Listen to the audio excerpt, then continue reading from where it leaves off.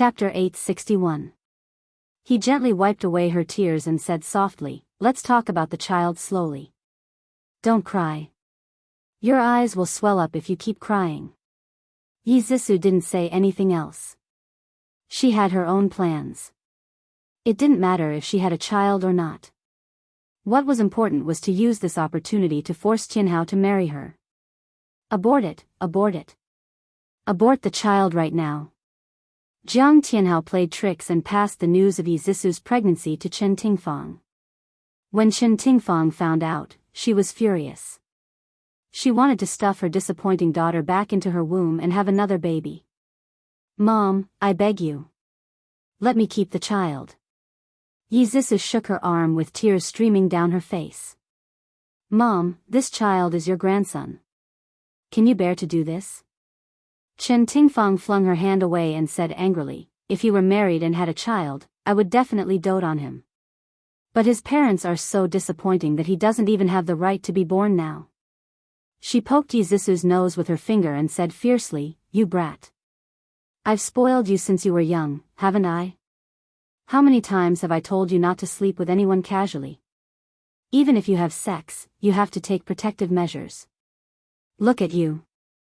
When did you listen to me?" "Huh? Mom." Yizisu called out softly. Her tears flowed even more fiercely. Her big eyes were full of pleading. "Mom, I know I was wrong. I shouldn't have disobeyed you. But, the child is innocent. He's still so young. I can't bear to abandon him. Mom, I beg you. Let me keep the child. As long as I marry Tianhao now, the child will be a legitimate child. Mom, I beg you. Please talk to Uncle Ji and ask him to agree to our marriage ahead of schedule. What sins did I commit in my past life to give birth to such a troublemaker like you?" Although Chen Tingfang scolded her, she still felt sorry for her daughter. She frowned and said, "Are you really going to marry Jiang Tianhao?" Yizisu nodded hurriedly. "I won't marry anyone but him in this life." Chen Tingfang knocked hard on her forehead and said angrily, "Good for nothing. How many times have I told you that Jiang Tianhao isn't the right person for you? Look at him. One moment, he's flirting with Ji Yuqi, and the next moment, he's having an ambiguous relationship with a female colleague. Last time, he even hit you because of that female colleague. A person like him who's full of tricks won't spend the rest of his life with you." Yizisu's eyes reddened again. She felt very uncomfortable, but she couldn't help but defend Jiang Tianhao. "Mom, don't talk about him like that. He and Ji Yuqi are just acting. It's not like you don't know that if it weren't for Ji Yuqi, Tianhao wouldn't have been able to work at Dongfang Real Estate, and he wouldn't have been able to enter Ji Group in the future. As for that female colleague, he just joined the company, so of course he has to build a good relationship with his colleagues. Actually, that night, that woman's leg was injured, so Tianhao helped her. I misunderstood him. It's only right that I'm angry." Chen Tingfang shook her head and sighed. "You're hopeless. Your brain is filled with Jiang Tianhao. No matter what, I won't agree to you marrying him, and I definitely won't agree to you keeping the child. Zisu, you're Mom's only daughter. Mom won't harm you. I'm doing this for your future happiness. Be good and abort the child. You're still young. You can have as many children as you want in the future." She didn't expect that after saying so much, her mother still wouldn't agree to her keeping the child. Yizisu was heartbroken. She screamed desperately, "Mom, I just want to marry Tianhao. If you don't agree, I'll go look for Uncle Ji. I'll beg him." She ran to the door like a madwoman. Chen Tingfang's face darkened. She shouted, "Stop right there. If you dare to walk out of this door, don't be my daughter." Yizisu stopped in her tracks. She froze on the spot. Her back was slightly arched. She buried her head and cried heartbroken. Her tears fell like a broken string of beads. She clenched her fists and said word by word, "Mom, don't force me." Chen Tingfang's heart ached and she was frustrated. Why couldn't her daughter understand her painstaking efforts? However, for her daughter's future, she still put on a cold and heartless expression.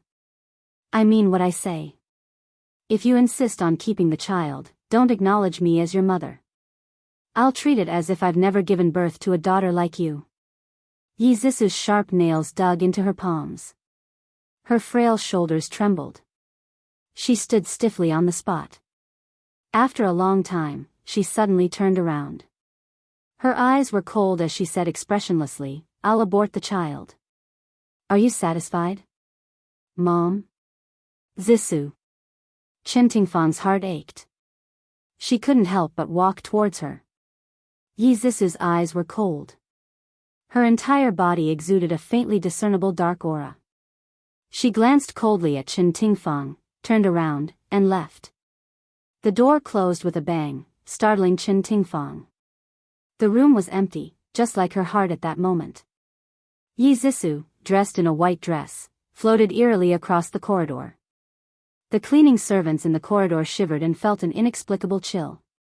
Ji Yuqi eavesdropped on the conversation between Chen Tingfang and her daughter. She stood in front of the window, her right hand propping up her chin. She smiled as she watched Yi Zisu float out of the courtyard like a ghost. She muttered to herself, oh, the little white flower has turned black. She's probably going to find the scumbag to take responsibility now. She leisurely picked up her phone. After the other party picked up the call, she smiled and said, the show is about to begin, dear, in the car. Yi Zisu muttered to herself, I will use my own methods to protect the man I love. She gripped the steering wheel tightly with both hands. Her cold gaze stared ahead of her. She stepped on the accelerator and sped off at an extremely fast speed. At the same time, in the director's office of the Oriental Real Estate Design Department, Director Gao Hong threw a report letter in front of Lin Shui. He said angrily, what's wrong with all of you? First it was Jiang Tianhao. Now it's you. Lin Shui, you're a girl. How can you not know how to love yourself? You actually seduced a married man. Now his wife has sent the report letter to the company's executives, demanding that the company must fire you. What do you think you should do? Lin Shui was so scared that her face turned pale. Tears welled up in her eyes. She said helplessly, Director, I didn't do it. I really don't know what's going on. Director, you must believe me. What's the use of me believing you? Now the whole company knows that you seduced another woman's husband. Even the president himself said that employees who damaged the company's image must be fired. Lin Shui, hand over your work today. Gao Hong waved his hand impatiently. Once you've handed over your work, you don't have to come tomorrow. Lin Shui still wanted to plead, but Gao Hong was already annoyed. He waved his hand and asked her to leave. She pushed the door open and walked out with a heart as dead as ashes. She didn't dare to look at the mocking and contemptuous expressions of her colleagues. She covered her face and ran to the bathroom, crying loudly. The colleagues in the office whispered about Lin Shui's improper behavior. They said that she was a vixen who seduced a married man. Jiang Tianhao heard their mocking laughter from time to time. The forum was also crazily refreshed with this news. He clenched his hands. He wanted to shut those people up, but he couldn't anger them. He could only watch helplessly as Lin Shui ran wildly with a broken face. He gritted his teeth and finally couldn't help but follow her out. The suppressed sobs of a woman came from the female bathroom. Jiang Tianhao stood outside the bathroom door, not knowing whether to enter or leave. Fortunately, no one came at this time. Otherwise, if they saw him, they would call him a pervert. After waiting for 5 or 6 minutes, Lin Shui came out of the bathroom with red and swollen eyes. When she saw him, she immediately lowered her head, like a frightened rabbit. Jiang Tianhao, who had always been eloquent, was suddenly at a loss for words. He didn't know how to comfort her. After a moment of silence, he said gently, I believe that you're innocent. Lin Shui's tears rolled down again. She sobbed, thank you. Jiang Tianhao handed her a tissue. Don't be sad. I think that there might be some misunderstanding. Do you want to talk to the director again? Lin Shui shook her head sadly. There's no need. The so-called evidence is right in front of them. They won't listen to my explanation. She lowered her head and brushed past him with a disheartened heart. She muttered to herself, I really don't know who I've offended. Why did they have to do this to me? She was just talking to herself, but Jiang Tianhao's heart trembled. Her thin and weak back was shrouded by a thick sadness. She was like a fallen leaf in the autumn wind, destined to sink into the mud. Seeing her was like seeing himself in the past. He was weak, incompetent, and bullied by others. Reality was cruel. If you couldn't stand at the top, you could only look up to others forever. That was why he wanted to climb to the top of power at all costs. Jiang Tianhao clenched his fists and watched her leave. Her words suddenly echoed in his ears. Who did you offend?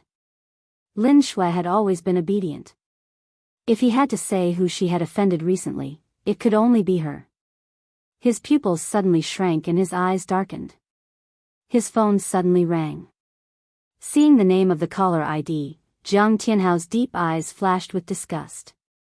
He slowly pressed the answer button.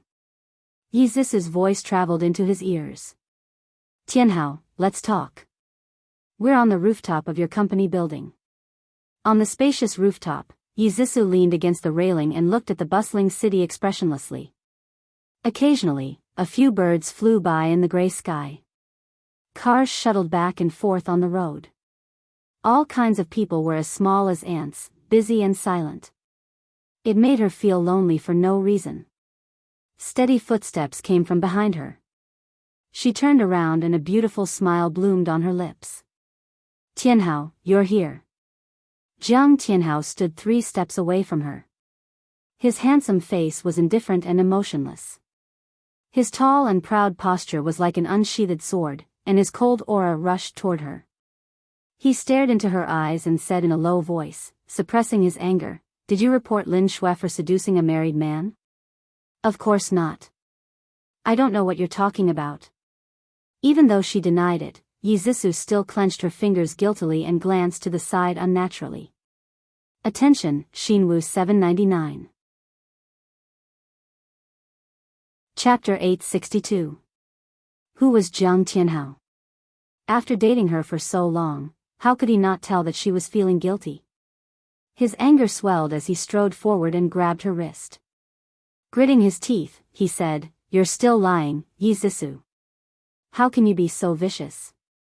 What did Lin Shui do to you that you have to treat her like this? She's just a weak woman.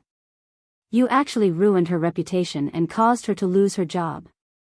What do you want her to do in the future? He didn't have the slightest bit of pity as he held her wrists tightly, almost crushing her bones. She was in pain and angry. She couldn't understand why they didn't punish Lin Shui until today after she sent the letter anonymously to the Eastern Real Estate Company. But it didn't matter. As long as that vixen couldn't stay there any longer, it was fine. She sobbed sadly, Tianhao, how can you say that about me?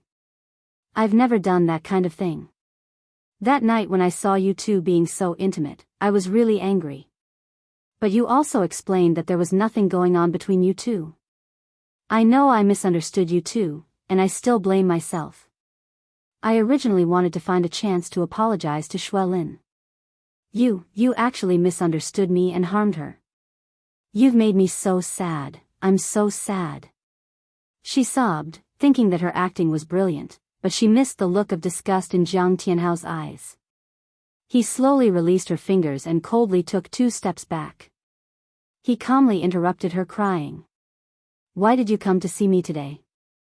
Seeing that he was no longer entangled in Lin Shui's matters, Yi Zisu secretly sighed in relief.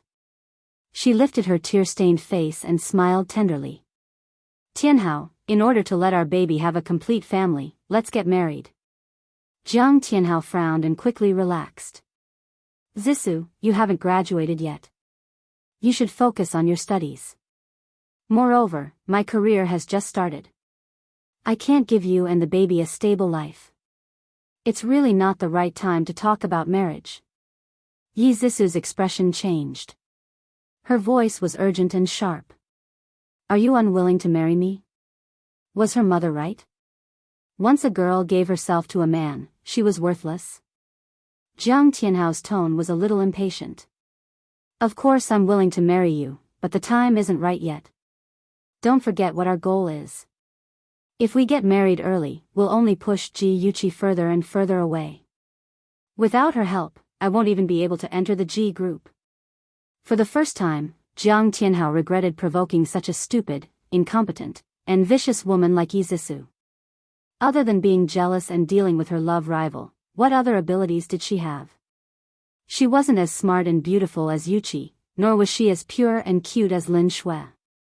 He really didn't know why he fell in love with her in the first place. Yizisu didn't understand the complex emotions in his eyes.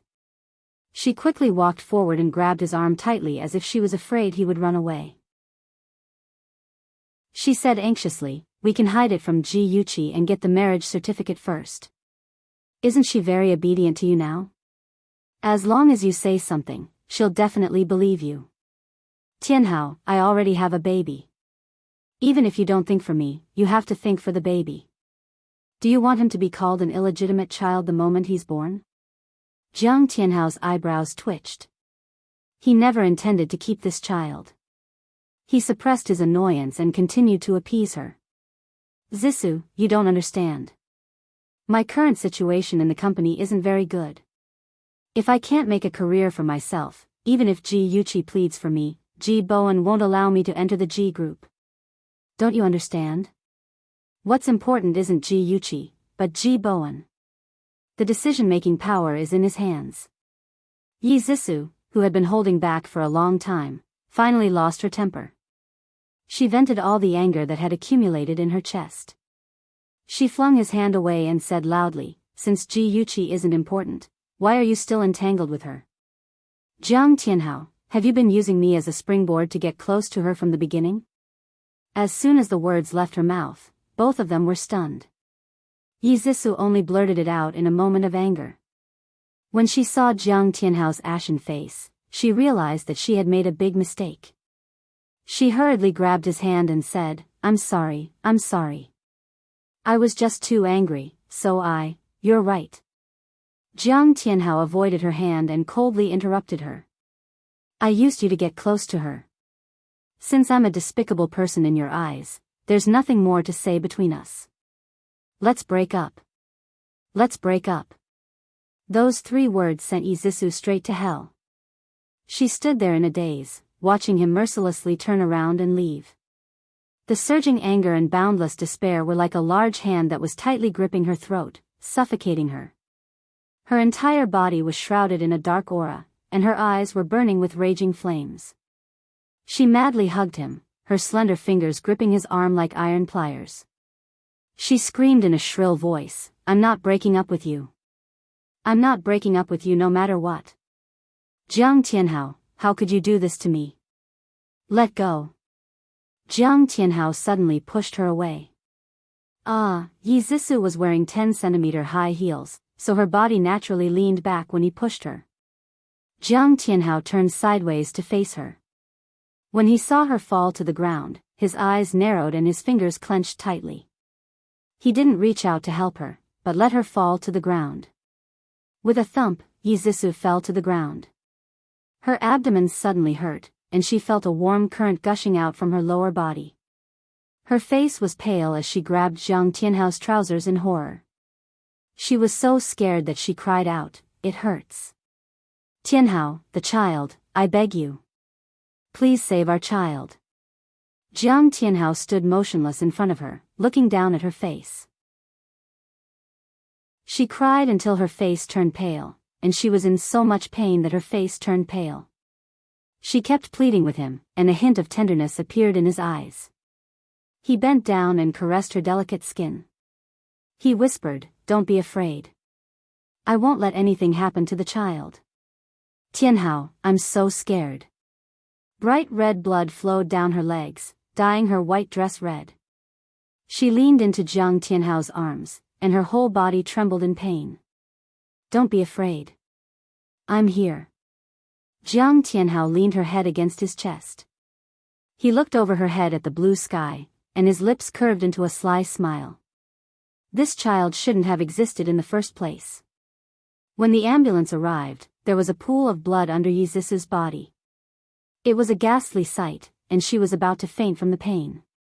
When she was lifted onto the stretcher, she held tightly onto Jiang Tianhao's hand, refusing to let go. He comforted her softly and affectionately, perfectly playing the role of a caring boyfriend. The two nurses were extremely envious of Yizisu. The empty rooftop regained its silence. A graceful figure flashed out from the corner, and she sent the video to the person on the phone. A bright smile appeared on her pure and beautiful face, and she said cheerfully, "Dear, are you satisfied with my service? If you are, don't forget to give me a good review, dear." On the other end of the phone, Ji Yuqi was nestled in Shenja's arms, watching the entire show through the tablet. Her lips curved into a smile. "Dear, I'm very satisfied with your service. I'll give you a 5-star review, dear." "Thank you, dear. Next time, remember to look for me if there's such a good thing. That's all, I won't disturb you from flirting with Big Boss anymore. Bye-bye." Lin Shui, or more accurately, Lan Shui, happily closed her flip phone. She put her hands in her jeans pockets, hummed a tune, and skipped down the stairs. Lan Shui was Zhe's eccentric second sister, and also Shenja's right-hand woman. She had an angelic face and a demonic heart. Her favorite task was to play all kinds of roles and deceive all kinds of men. She had a reasonable explanation for this strange hobby, and that was to use it as a way to find and test her future husband. After learning the truth, Ji Yuqi silently lit a candle for Lan Shui's future husband in her heart. When Lan Shui heard that Ji Yuqi needed to place a spy by Jiang Tianhao's side, she happily recommended herself. She disguised herself as a weak and harmless little white rabbit and infiltrated the Eastern real estate company, paying close attention to his every move. Of course, as a qualified spy, Lan Shui was very professional. She seized every opportunity to destroy the relationship between Jiang Tianhao and Yizisu. Ji Yuqi was in charge of digging a hole, and she was in charge of burying the person. The two of them cooperated seamlessly. Ji Yuqi put the deer penis into the chicken soup. She was in charge of taking photos of Jiang Tianhao and Yizisu having sex in the car, and then posted them on the company's forum. She also intercepted the report letter sent by Yizisu. When Ji Yuqi reminded her that the time was right, she then handed the report letter to the company. She acted in front of Jiang Tianhao and successfully drove a wedge between the two of them, shattering the last trace of feelings Jiang Tianhao had for Yizisu. Walking out of the Eastern real estate company, Lan Shui looked back at the building. She pushed the sunglasses on the bridge of her nose, and her lips curved into a wicked smile. "Goodbye, Jiang Tianhao. From now on, Lin Shui would no longer be found in this world." The tablet in her hand finally stopped at the pool of blood. The smile on Ji Yuqi's lips froze as she stared at the pool of blood with a complicated look in her eyes. She wasn't a good person, but she wouldn't go so far as to lay her hands on a child. She had thought that her plan was foolproof. Jiang Tianhao would be forced into marriage by Yizisu, and then the two of them would hate each other and torture each other. But she didn't expect that Jiang Tianhao would be so cruel. He deliberately pushed Yizisu to the ground. The high-definition image clearly showed Jiang Tianhao's demonic sneer. Ji Yuqi suddenly realized that Jiang Tianhao and Yizisu didn't really love each other. Jiang Tianhao truly loved himself. He was selfish to the core, and he would do anything for greed. She couldn't help but guess that in her previous life, even if she was killed and Yizisu married Jiang Tianhao, Yizisu wouldn't be happy for long. Because at that time, Jiang Tianhao was in a high position and wouldn't allow himself to have an illegitimate son. Beauty novel, Hongcha 866. Chapter 863. Ji Yuqi curled her lips mockingly and said softly, "Aja, do you know what's the easiest thing to cheat in this world?" Shenja hugged her tightly and whispered, "Feelings." She nodded with a bleak expression. Yes, feelings. In her past life, she and Yizisu were losers, and only Jiang Tianhao was the winner. She lowered her eyes slightly and stared at the pool of blood on the screen. She felt a little depressed. No matter what, this child had indirectly died in her hands. Don't look at it anymore. They asked for it. A large hand took away the tablet in her arms, and the bloody screen disappeared. Shenja naturally pulled her into his arms and rubbed his chin against her soft hair. His deep voice was like a high-quality musical instrument. Only a child born with the love of his parents will be happy. Otherwise, it would be better not to be born in the first place. Ji Yuqi's lips curved. This man, he must be trying to comfort her. In her warmth, she couldn't help but think of his parents, and her heart ached. She turned around and hugged him tightly. Her lips gently rubbed against his cheek, and a warm atmosphere spread in the room. Hugging the person she loved, even if there were no words, their hearts were close. Yi Zissou had a miscarriage. In the end, she couldn't save the 1-month-old child. She threw herself into Jiang Tianhao's arms and cried sadly. Jiang Tianhao patted her back and said with a voice full of guilt, "I'm sorry, Zissou. It's all my fault. If it wasn't for me, the child wouldn't have. No, Tianhao, I don't blame you. It's just that we weren't fated to be with the child." Yi Zissou's face was full of tears, and her heart was full of holes. It was the first time in their relationship that she hated this man. She hated him for being so heartless and for killing their child with his own hands. "Zissou, the more you act like this, the more upset I feel. Hit me, scold me."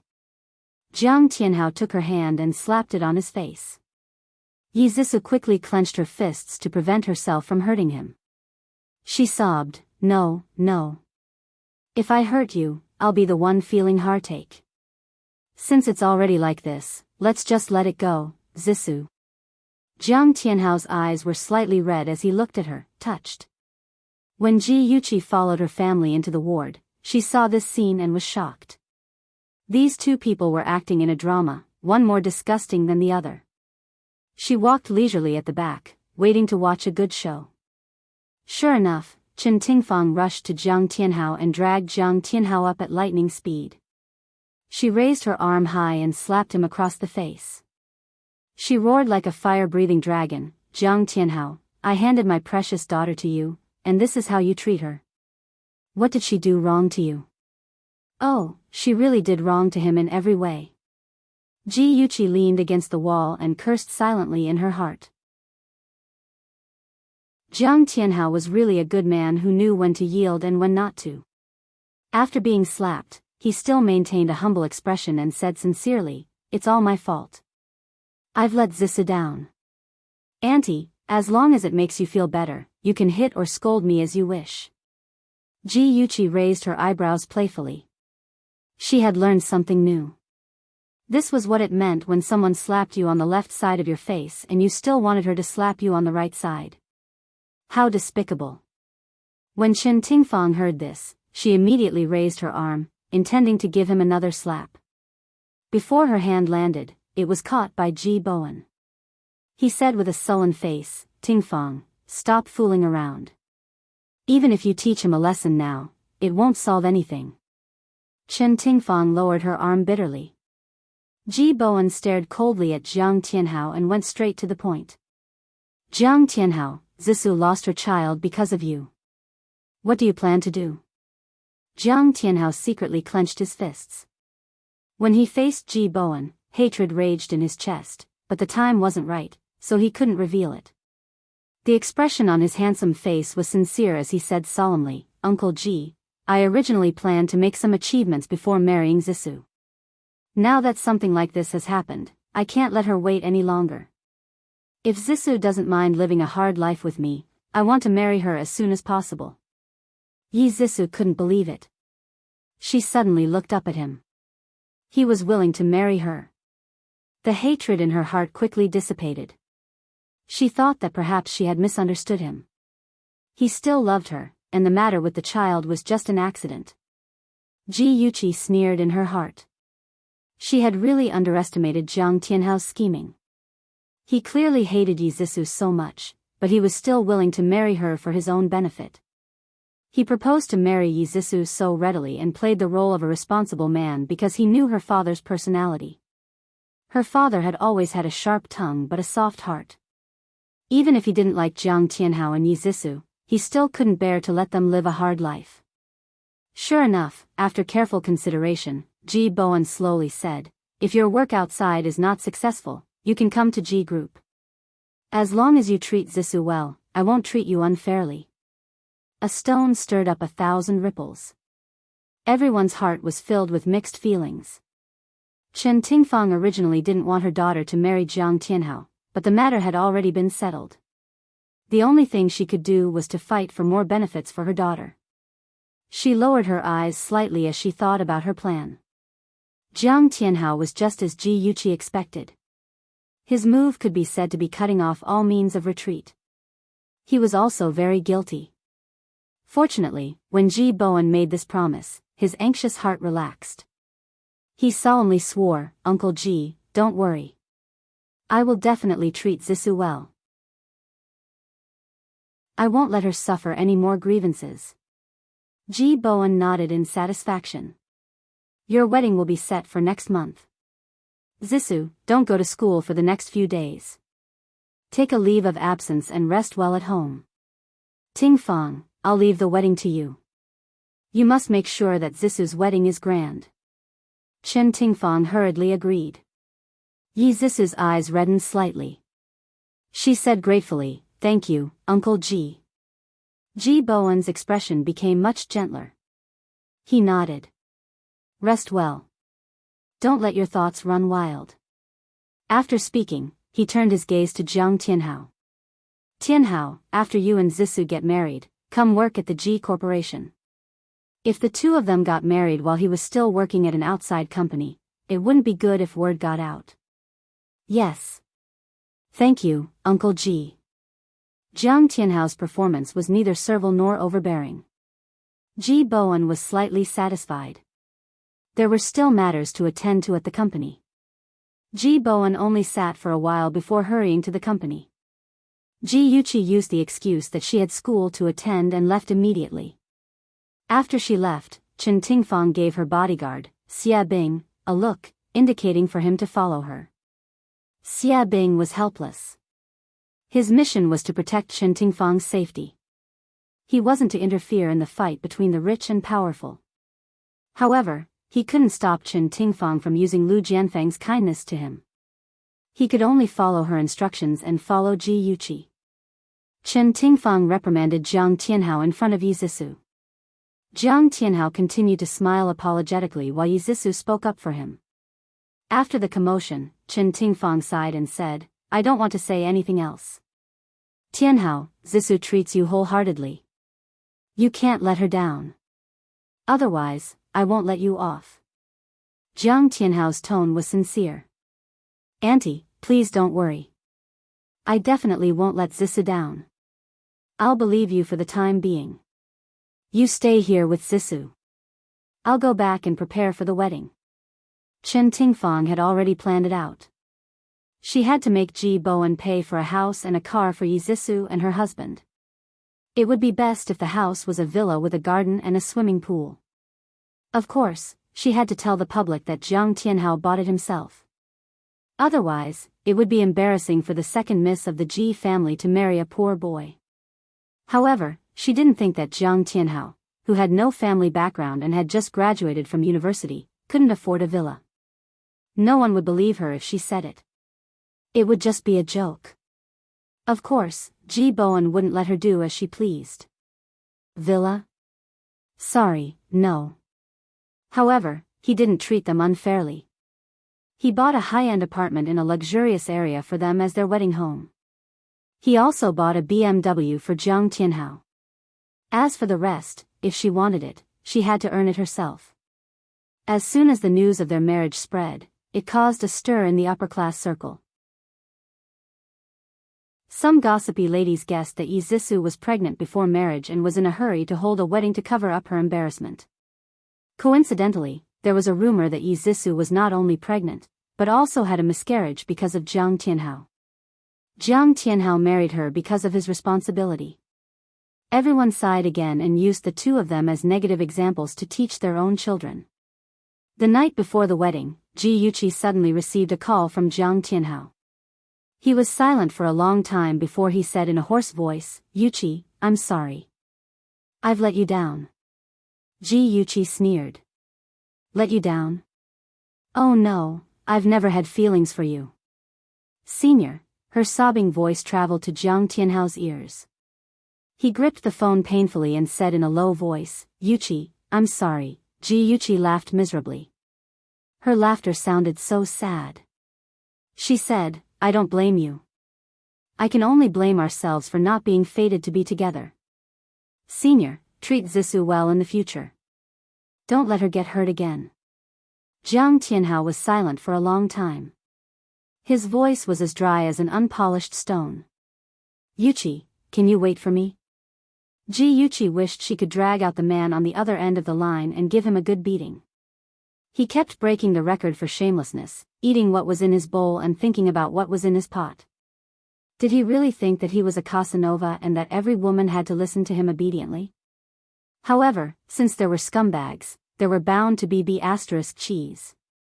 In her previous life, Yi Zissou had Gigai as the woman behind him. In the end, she succeeded as a mistress.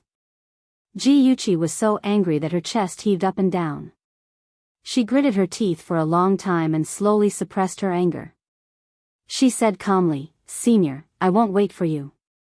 I wish you and Zissou happiness. She emphasized the word happiness. Happiness? It would be a wonder if she could be happy. Before he could reply, she had already hung up the phone. Jiang Tianhao listened to the beeping sound from the phone and his heart felt empty.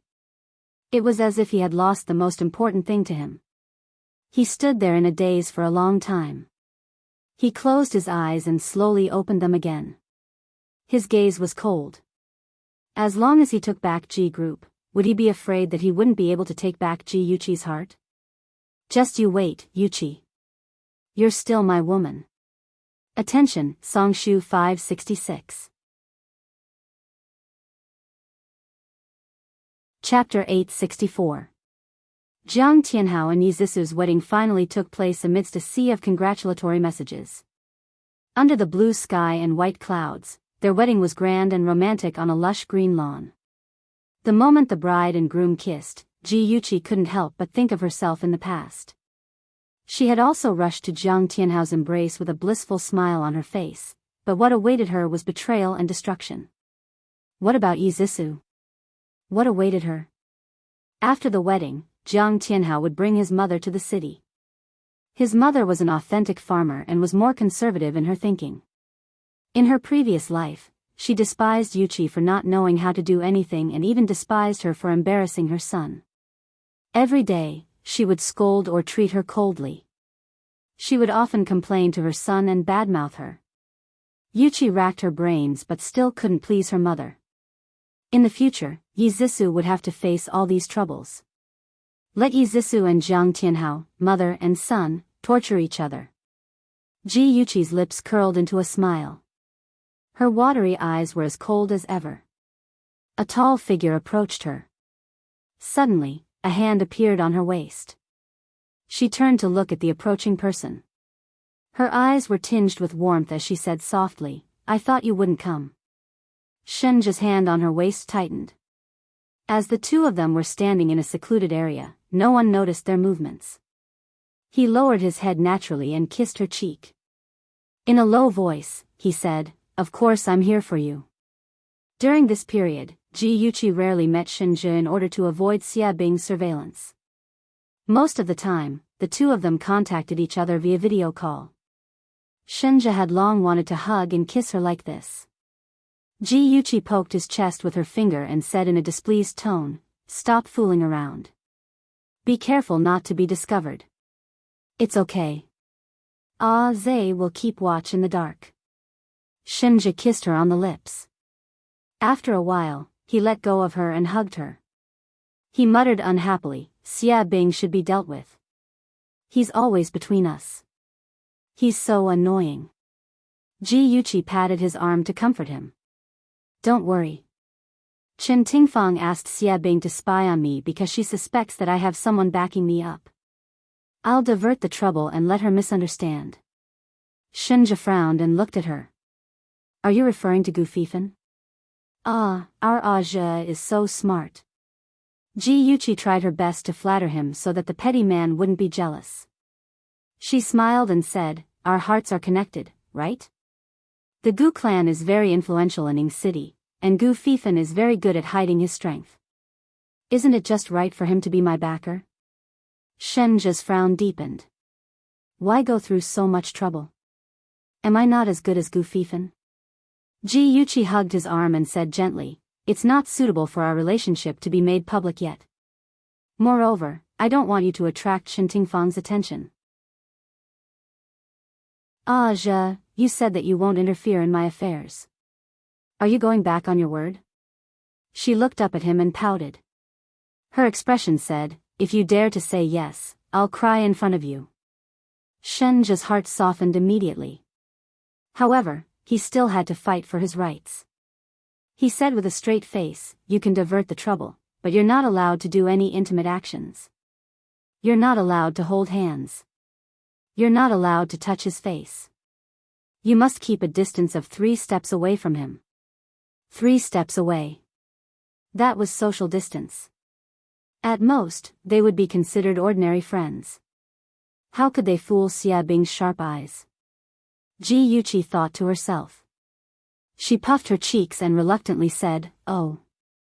Shenja's slender fingers poked her puffed cheeks. If I find out that you've exceeded the safe distance, I'll punish you. His voice was pleasant to the ear, but it made her feel gloomy. She blushed when she thought of his so-called punishments in the past. The two of them kissed for a while before separating. They returned to the wedding venue one after the other. There were guests gathered there, and there was a lot of laughter. Ji Yuchi walked to Lin Yushi's side and gently touched her shoulder. She chuckled and said, why are you here alone in a daze? Lin Yushi leaned close to her shoulder and teased in a low voice, I don't have a secret boyfriend to date. Of course I'm alone in a daze. Ji Yuchi's face heated up. How did you find out? Lin Yushi glanced in a certain direction and said calmly, because you entered the venue one after the other. Others might not have noticed, but how could I not see it with my eagle eyes? Okay, you're good. Ji Yuchi sighed from the bottom of her heart. Fortunately, Lin Yushi was her friend and not her enemy. What are the two of you talking about? You look so happy. Gu Fifan had unknowingly walked to their side. He was dressed in a white suit, which made his figure look tall and slender. Coupled with his elegant and noble behavior, he was simply a graceful Prince Charming. Ji Yuchi narrowed her eyes slightly and smiled. It's just a chat between girls. Mr. Gu, you've been very popular recently. There are headlines about you on the entertainment page every day. Gu Fifan raised his eyebrows. His pair of exquisite foxy eyes were overflowing with light. He combed the hair in front of his forehead handsomely and said with a sad face, Chi-Chi, you know that a handsome, talented, and good-looking young master like me has many women who have taken the initiative to send themselves to me, but I haven't even touched a finger of theirs. Those media are used to making groundless accusations and always write some sentimental love stories based on their imagination. You're so smart, you definitely won't misunderstand, okay? Ji Yuchi shrugged and smiled teasingly.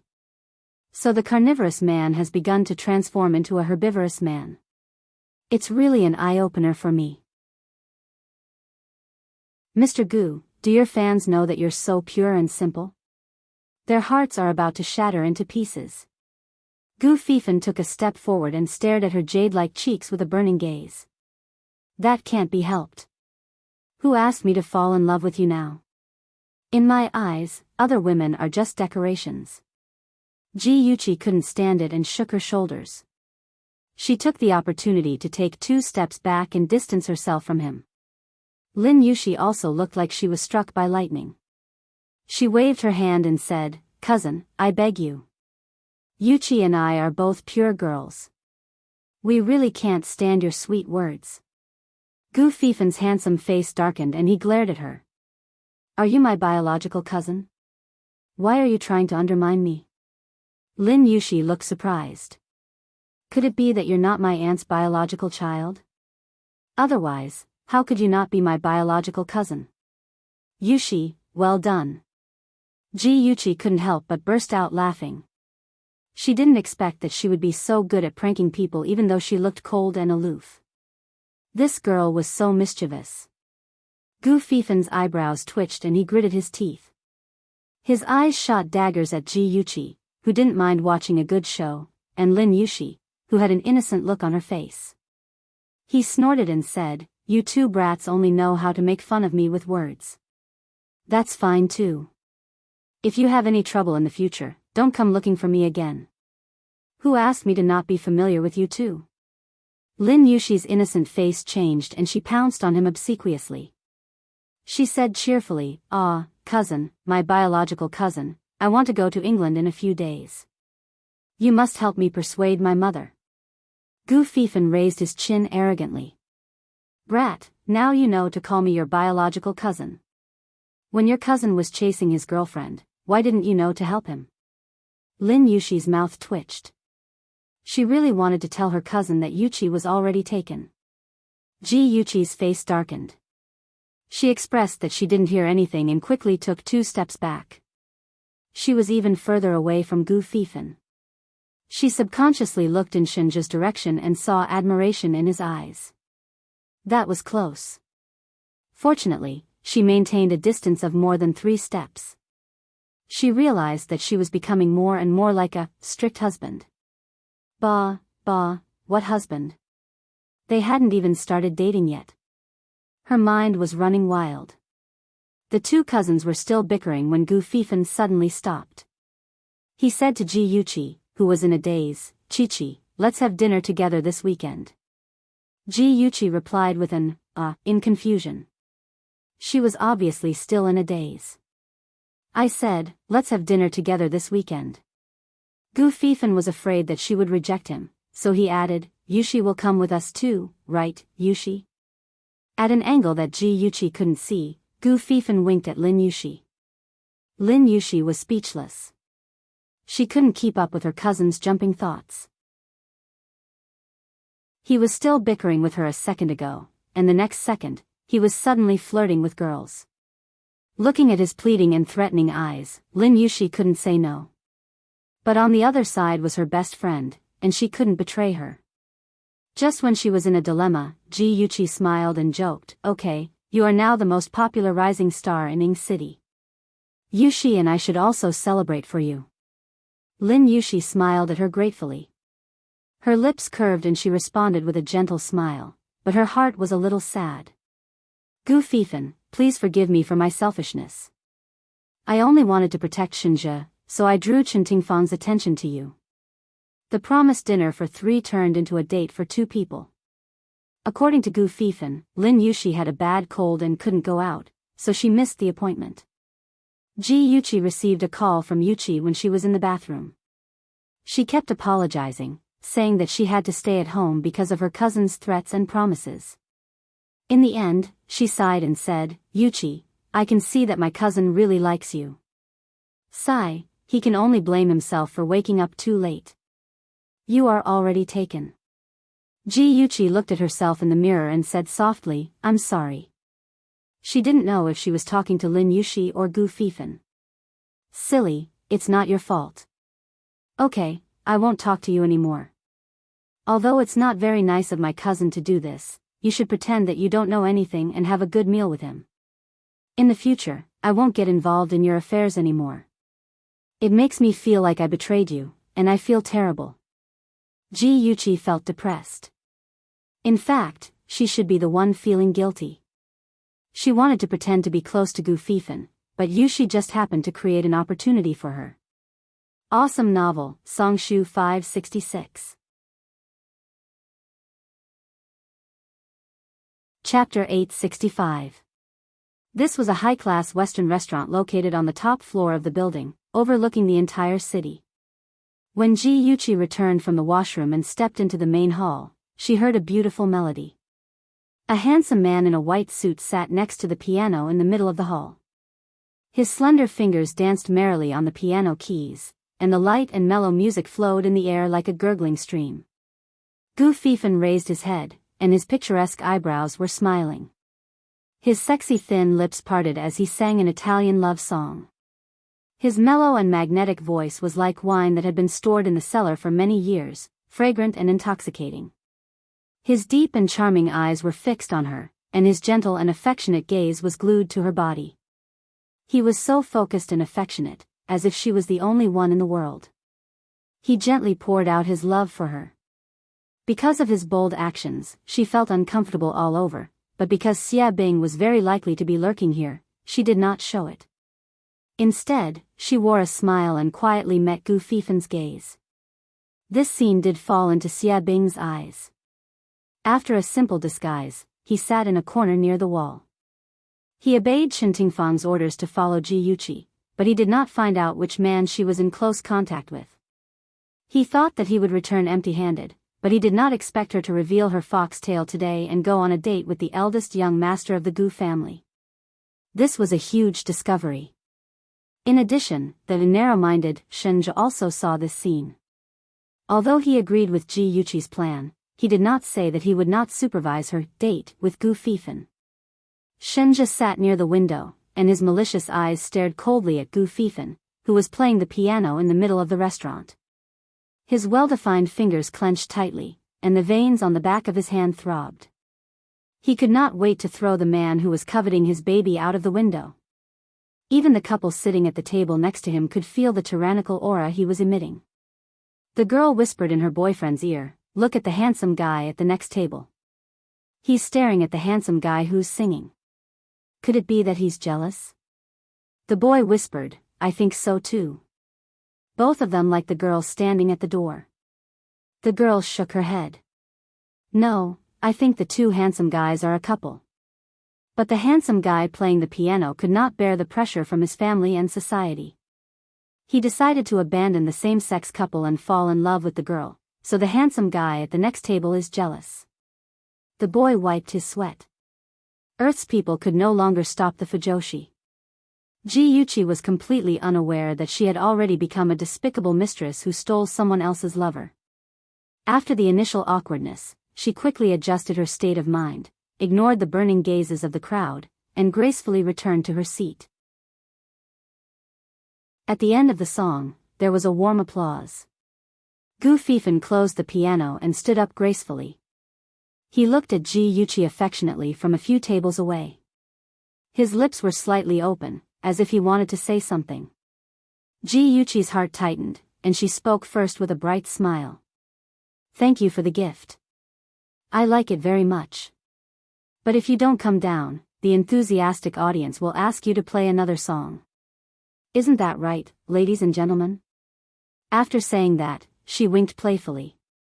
Her lively and cute appearance immediately won the favor of most people. The enthusiastic audience joked and said loudly, "The little girl is right. Young man, sing another song." A young man echoed. After such a commotion, Gu Fifen could not confess anymore. His eyes darkened. How could he not see that Yuqi did not want him to use this opportunity to confess, so she spoke before he spoke to liven up the atmosphere. Of course, Shenja also saw it, so his mood was a little better, and his hostility was restrained a little. Xia Bing did not know the inside story, so he did not suspect so much. However, he was cautious and would not make a simple judgment. So he followed Ji Yuqi for a week and found that in addition to her close relationship with Gu Fifen, she also had a close relationship with Tang Feng. But there was a clear difference between the two. So, when he reported to Chen Tingfang, he analyzed, when Miss faced Tang Feng, she was more passive. I felt that she did not want to get along with Tang Feng.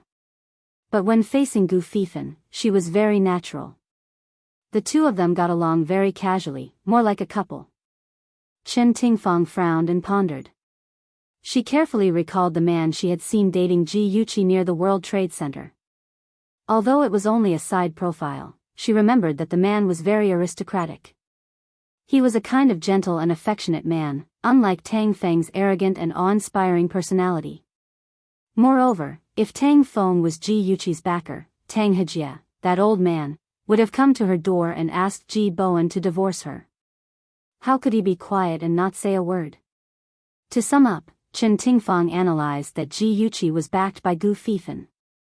Otherwise, it was impossible for a weak woman like her to escape from her trap again and again.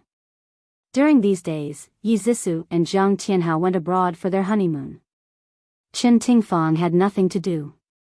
In addition, when she was preparing for the wedding, she took the opportunity to embezzle a sum of money. So, she had the leisure to think about how to kill Ji Yuqi and her brother. Poison? Kidnap? Car accident? Gangsters fight? Shoot? Throw bombs directly? No, each one was more difficult than the other, and they were too eye-catching and easy to be exposed. If Gu Fifan stopped her again, she might go for wool and come home shorn, and lose herself again. Chen Tingfang was distressed. After thinking about it, she gave up the idea of killing them directly. She planned to dig out Ji Yuqi's backer first.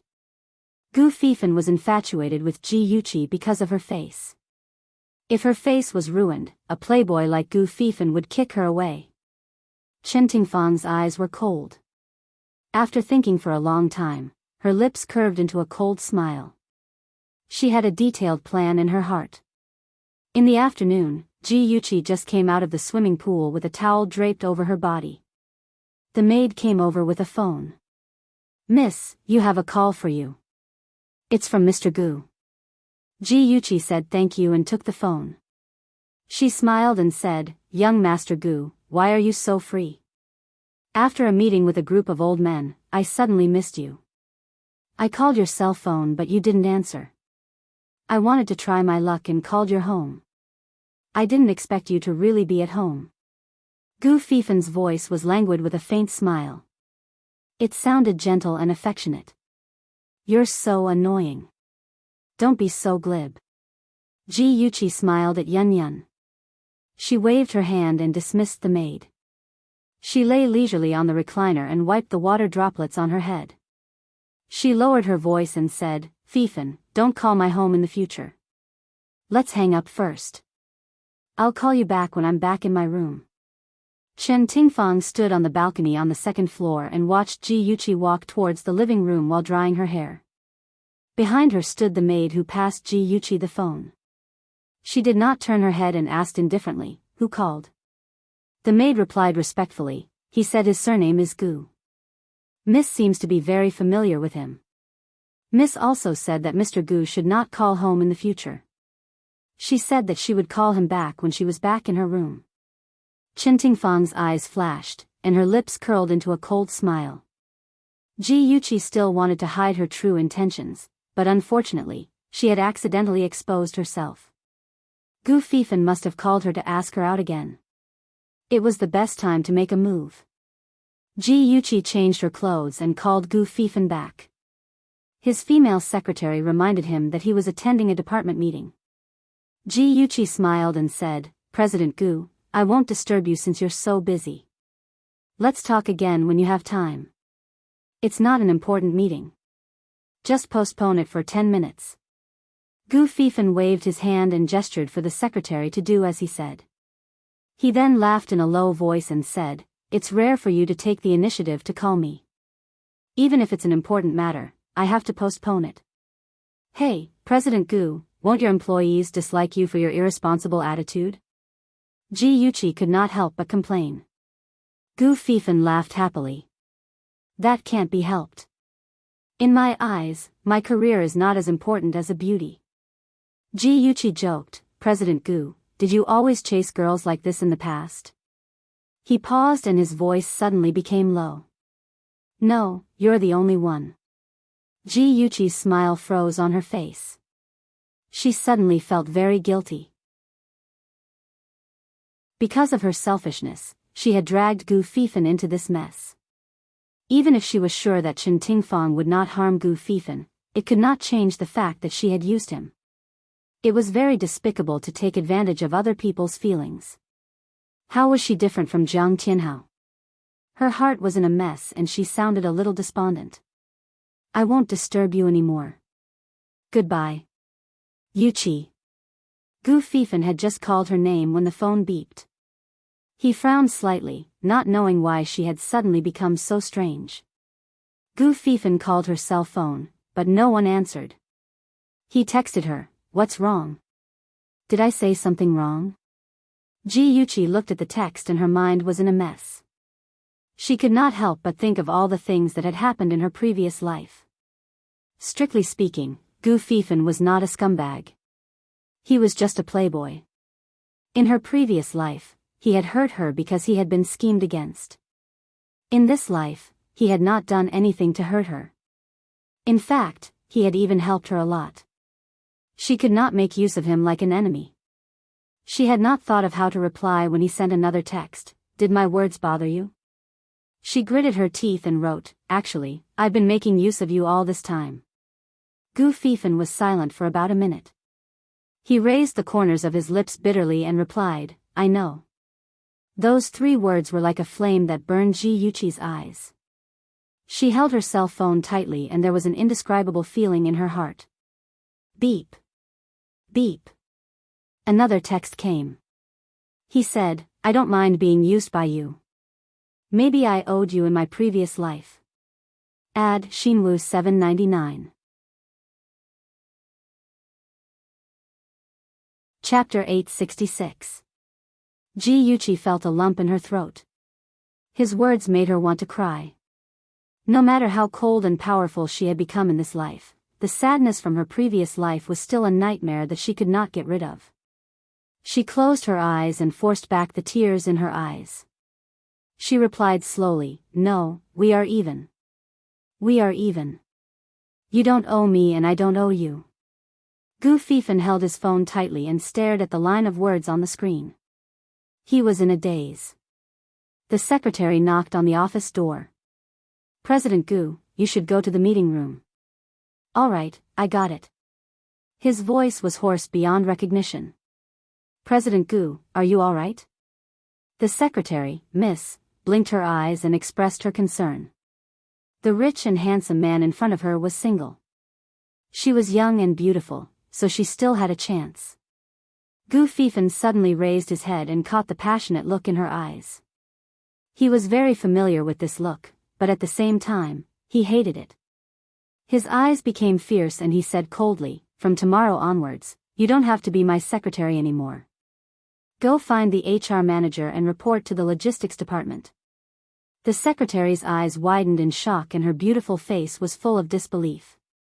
"President Gu," Gu Fifan raised his hand to stop her from continuing. He coldly brushed past her and walked towards the meeting room with steady steps. The secretary felt as if she had been struck by lightning. She did not come back to her senses for a long time and tears fell down her face. She was just concerned. What did she do wrong? Sob, sob, sob. The boss nowadays is so heartless and unreasonable. After Gu Fifan finished the meeting, Ji Yuchi's face was still lingering in his mind. She was cold, expressionless, smiling at him and angry. Her different expressions intertwined with each other and it made his head hurt. He angrily punched the table and his fingers quickly tapped on his phone. He sent a message to the familiar number. "We are not even. We will never be even. Ji Yuchi, you still owe me. I will make you my woman." Ji Yuchi lay on the sofa and stared blankly at the text message. She thought for a moment and replied, "It's not worth it. Don't waste your feelings on me. I won't like you." As soon as she sent the message, he called her. His deep voice was filled with suppressed anger. "Woman, what's wrong with me? Why do you dislike me so much?" Ji Yuchi pinched her eyebrows and said helplessly, "Gu Fifan, do you have to be so childish? It's not that you're not good, it's just that I don't have any feelings for you. I'm making things clear because I don't want you to misunderstand, and I don't want to hold you back. Gu Fifan, I only treat you as a friend." As soon as her voice fell, she heard a bang sound from the phone, as if something had been broken. After a long time, Gu Fifan's cold voice, which was very different from his usual, came through. "Okay, I'll be your friend." "As a friend, don't you owe me an explanation?" "What explanation? Why are you acting so strange recently?" He sneered softly and said self-deprecatingly, "In the past, you wouldn't agree to go on a date with me. I didn't want to think too much about it. Tell me, what do you want me to do for you? Ji Yuqi didn't feel good in her heart. She sighed. I'm sorry, I apologize for my behavior. I don't need an apology. I need an explanation. I can't say. I'm sorry. Gu Fifan was so angry that he almost died. His heart felt as if it was pierced by a sharp sword, and it was so painful that it was bleeding. He gritted his teeth and roared, I'm really King cheap. The women who love me can line up from here to East Street. I just had to fall in love with a heartless woman. I'm sorry. Other than these 3 words, she really didn't know what else to say. Forget it. You didn't do anything wrong. You just didn't reject my date. I'm the one who's cheap. What does it have to do with you? His voice sounded hoarse and lonely, which made Ji Yuqi feel very uncomfortable and guilty. However, there was no love. She had given all her love to Shenjia. The conversation ended unhappily.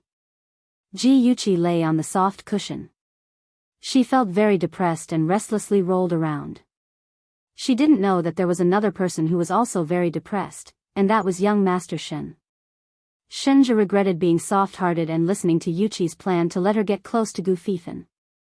Every time they went on a date, he would secretly monitor them. Jealousy surged in his chest. He was already sullen enough that he couldn't see her during this period of time, but he still had to watch her smile at another man. It was simply cutting his heart with a knife. As a man, he couldn't protect his woman and had to let her protect herself. This was simply a kind of humiliation. Shenjia made up his mind. Even if Yuqi didn't like him interfering in her affairs, he would still interfere. He couldn't let her do whatever she wanted. This time, the date was at Mystery Park. Mystery Park was a large amusement park. There was a fountain in the leisure area. Sparkling water sprayed out from the statue of a goddess and gathered at the bottom of the fountain to form a lake. Many young couples threw coins into the pool to make a wish. There were also people taking photos as souvenirs. It was very lively. Ji Yuqi wore jeans and a white long-sleeved shirt that was tied at her waist. She wore a sun hat on her head. Her casual outfit made her look even more youthful and beautiful. She carried a small backpack and stood beside the fountain, waiting for her date. From afar, a tall and straight figure walked towards her with steady steps. The man was wearing an expensive white casual outfit that outlined his tall and handsome figure. Brown sunglasses rested on the bridge of his straight nose, revealing his thin lips and thin, clean chin. Ji Yuqi was slightly dazed. She had an illusion that she was looking at Shenjia. This figure, this temperament, it was simply too similar. However, it couldn't be. She shook her head and threw this unreliable thought to the back of her mind. She quickly walked towards the man and smiled. Fifan, you're here. The man nodded elegantly. His thin lips were slightly pursed, but he didn't say anything. Ji Yuqi didn't mind. She smiled and said, I haven't been on a roller coaster in a long time. Let's go on a roller coaster. The man remained silent and reached out to hold her hand. Ji Yuqi instinctively struggled, but the man held her hand even tighter. She coughed uncomfortably and moved closer to his ear. She whispered, Liangyu, I asked you to pretend to be Gu Fifan for those people who are secretly watching us. You just have to fool them. There's no need to make it so realistic. The man turned to look at her. The huge sunglasses covered his face. His lips moved a few times. Ji Yuqi thought he was going to say something, but she didn't expect him to purse his lips again. His lips and chin were becoming more and more like Shenjia's. Ji Yuqi blinked suspiciously. She reached out to take the sunglasses off his face, but he nimbly avoided her. His deep voice was like cold spring water. Miss Ji, please have some self-respect. Ji Yuqi's lips twitched. Who should have self-respect? He was the one who held her hand first, okay? Okay, I'll have some self-respect. Can you please let go of my hand? If Shenjia found out that another man had touched her hand, he would definitely be jealous. Liang Yu spat out 2 words as if they were gold, acting. Ji Yuchi was speechless. Fine, she had no choice but to beg this man to pretend to be Gu Fifan. He was addicted to it. Let's go. We'll take the roller coaster. Liang Yu held her hand and led her forward. The two of them sat on the roller coaster. The staff reminded Liang Yu to take off his sunglasses to avoid danger. Before Liang Yu could say anything, Ji Yuchi hurriedly said, "I'm sorry, we won't be taking the roller coaster. I suddenly remembered that I have high blood pressure and can't take the roller coaster." If Liang Yu took off his sunglasses, the people who were secretly watching him would realize that he wasn't Gu Fifan. Ji Yuchi was annoyed by her own carelessness. The staff was helpless. Some passengers felt that they were being delayed and complained softly. Ji Yuchi smiled apologetically. I'm sorry. I hope everyone has a good time." The roller coaster finally started moving. Seeing the train speeding along the winding track, the passengers screamed. Ji Yuchi couldn't help but look envious. Liang Yu turned to look at her and said in a deep voice, "Do you like it that much?" Ji Yuchi's eyes dimmed and she said indifferently, "I've only been on the roller coaster once. It was when I was 13 years old. I was with my parents and Ahan. Our family of 4 was happy. I only found out later that the day before that day, my mother had a checkup and found out that she had cancer. She wanted to spend her last days with us siblings happily." Liang Yu was silent for a moment and said slowly, "I'm very sorry." Ji Yuchi smiled. "It's okay, Aja. Can you ride with me next time?" Liang Yu's body stiffened. His thin lips twitched and he sounded a little uncomfortable. "You saw through me." Ji Yuchi hugged his arm with a smile and sniffed him with her little nose. Her voice was soft. "I'm not a fool. Do you think that you can fool me by changing your clothes, wearing a pair of sunglasses and imitating Liang Yu? When we sat together just now, I smelled a familiar scent on you. I only suspected it at first, but I'm sure now." The fake Liang Yu, who was the real Shenjie, hugged her waist naturally. He didn't care that they were in public and kissed her hair gently. He whispered, "It's not good for my wife to be too smart. I wanted to give you a surprise, but it's a pity." "I'm your wife?" Ji Yuchi snorted. "Surprise? It's more like a shock. You're so worried about me." "I already said that I only treat Gu Fifan as a friend. Liang Yu, too. He actually betrayed me. I'll teach him a lesson. Don't be too harsh on him. It's not easy for Liang Yu either." Shenjie shamelessly sent his subordinate to her to vent her anger. "If Liang Yu hears this, he'll definitely cry. I've never seen such an unkind boss like you." Ji Yuchi poked his chest rudely. Shenjie's lips curved. Even though his sunglasses covered his eyes, Ji Yuchi could feel that he was looking at her affectionately. Her cheeks couldn't help but heat up and she secretly held his hand. Beauty novel, Hongcha 866.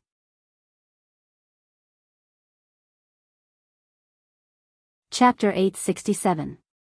The two of them strolled around the amusement park and were a little tired. Ji Yuchi suggested that they rest at the rest area near the fountain. Shenjie naturally had no objections. They sat on the bench with drinks in their hands and looked at each other with smiles on their faces as they chatted softly. In the distance, a pair of sinister eyes were watching their every move. Ji Yuchi raised her wrist and glanced at the time. A glint flashed through her beautiful phoenix eyes. She raised her head and said with a smile, "Aja, I'm a little hungry. I want to eat a hamburger. Can you buy it for me?" "Okay, wait for me here in Gigai. I'll be back soon." Shenjie leaned sideways and kissed her cheek. His dark sunglasses covered the complicated look in his eyes. Ji Yuchi watched his handsome back disappear into the distance. Her gaze was gentle and her lips were curved into a smile. Anyone with a discerning eye could tell that she was staring at her lover. *TCH, I've been so good to you and you've actually hooked up with another man. Following a furious reprimand, a slap came flying towards Ji Yuchi's cheek. Ji Yuchi seemed to turn her head in shock, but in reality, she had just barely dodged the slap. She shrank back in fear and said in a trembling voice, "Who are you? I don't know you at all." The middle-aged man in front of her was wearing an old suit and his facial features were well-defined. His eyes were wide open and he was furious. He pointed at Ji Yuqi's nose and scolded, "You be *tch. My wife was kind enough to sponsor your education and send you to university. I didn't expect you to have evil intentions and deliberately seduce me, causing me to divorce my wife. Now that I'm bankrupt and have no money, you've hooked up with another gigolo. You be *tch. I won't let you off today." The surrounding people were in an uproar. They had just seen the girl being intimate with a man wearing sunglasses. They didn't expect the girl to be so vicious despite her beauty. Not only had she seduced the husband of her benefactor who had sponsored her, now that her benefactor was bankrupt, she was seducing another man. She was really despicable. "Young lady, it's not that I want to criticize you, but you shouldn't have done this." That's right. You can't forget your roots. She was kind enough to sponsor you, so she's your benefactor. How can you treat her like this? Young ladies nowadays don't know how to work hard and only know how to be a mistress. I don't know what's wrong with society. Look at her looks, she's a living vixen. Pfft. Seeing that the crowd was on his side, the middle-aged man became even more arrogant. He grabbed Ji Yuqi's arm and dragged her forward as he scolded, "Come home with me, the child is still waiting to be breastfed." "Let me go, I don't know you." Ji Yuqi flew into a rage and kicked the man in the leg. The man was caught off guard and was kicked back several steps, almost falling to the ground. Everyone was pointing at Ji Yuqi, but no one stepped forward to help her. Some nosy people even took out their phones or cameras to take pictures. She looked anxious and kept saying, I really didn't do it. I don't know him at all. *tch. I originally wanted to let you off for the sake of our past relationship, but I didn't expect you to not even care about the child. I'm going to destroy you." The middle-aged man's eyes were red with anger and his cheeks were distorted. He pulled out a glass bottle from somewhere. The bottle was filled with a transparent liquid. He quickly pulled out the stopper and splashed the liquid on Ji Yuqi's face. Ji Yuqi looked flustered, but in fact, she had been staring at his hands for a long time. When he pulled out the glass bottle, she was already prepared to dodge. But she didn't expect that the moment she dodged, a figure would quickly pounce on her. He used his back to block her and hugged her as they dodged quickly. The middle-aged man splashed empty air. Most of the liquid spilled on the ground, and a small part splashed on Shinja's back. His coat immediately sizzled and smoked. Soon, a small hole was burned. "Ah, sulfuric acid," screams resounded through the sky. The crowd frantically fled. Some people were knocked to the ground. Children were squeezed and crying. The people who were initially in a circle dispersed in an instant. They were afraid that the middle-aged man would throw sulfuric acid again and endanger themselves. However, this worry was unnecessary. The middle-aged man was quickly surrounded by 2 security guards. They forcibly restrained him and brought him to the security room. Aja? Ji Yuqi didn't have the mood to pay attention to that side. She was so anxious that she was about to cry. She clumsily pulled at his clothes and said incoherently, "Quick, take off your coat. Water, fountain, quick, jump into the fountain. Don't panic, I'm fine." Shinja comforted her while quickly taking off his coat. The sulfuric acid on his coat was still corroding his clothes. His white shirt had already been burned into a small black spot. Ji Yuqi anxiously lifted up his shirt and repeatedly checked to make sure that his skin wasn't injured. Her legs went soft and she almost collapsed to the ground. He quickly turned around and held her in his arms. She tightly hugged his waist. Her tears fell like rain. "You scared me to death. Why did you rush over? If anything happened to you, I also. I don't want to live anymore." These words circled around the tip of her tongue. In the end, she swallowed them back down. She couldn't easily say such words. She had a heavy responsibility on her shoulders. She didn't only have Shinja, but also her father and Ahan. Ji-Yuchi had never been so weak. She lay in his arms and burst into tears. The people around thought that she was afraid. Only Shinja knew that she was worried about him. He hugged her tightly. He couldn't wait to rub her into his body. The thrilling scene just now made his blood turn cold. He gently stroked her hair and comforted her softly. The crowd around them came and went. There were constantly people who stopped to look at them curiously. There were also people who secretly hid at the side and used their phones to record the entire scene. Shinja didn't care. He focused all his energy on the person in his arms. He tightly protected her and let her cry and vent on his chest.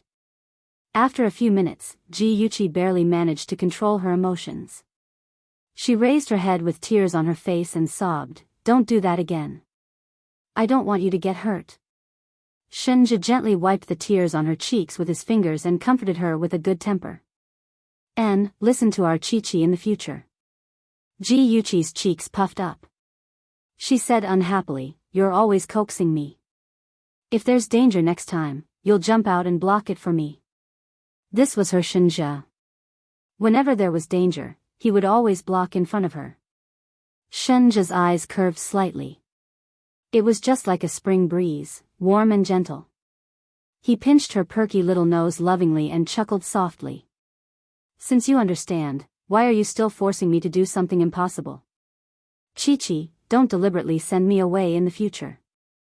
As smart as he was, how could he not see that she had already known that danger was approaching and had deliberately sent him away? He left in front of her as she wished. However, he didn't go far. When he saw that someone was trying to harm her, he rushed up without hesitation.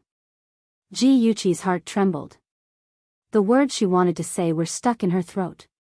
She stared at his extraordinarily handsome face and his serious and determined gaze. She had no reason to reject him.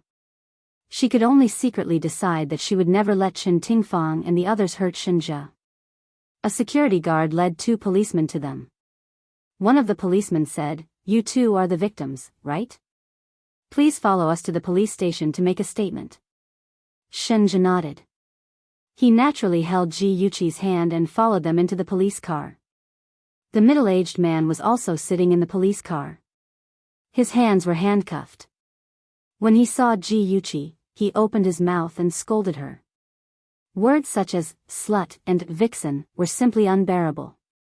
Shinja's gaze turned cold. He ignored the presence of the police and punched the man's cheek. The man's mouth immediately swelled up and he even spat out a bloody tooth. He opened his bloody mouth and shouted in exasperation, "Police comrade, I want to sue him for intentional injury. Hurry up and arrest him." Shinja glanced at him expressionlessly. He slowly adjusted his sleeves and said indifferently, "If you want to sue me, go ahead.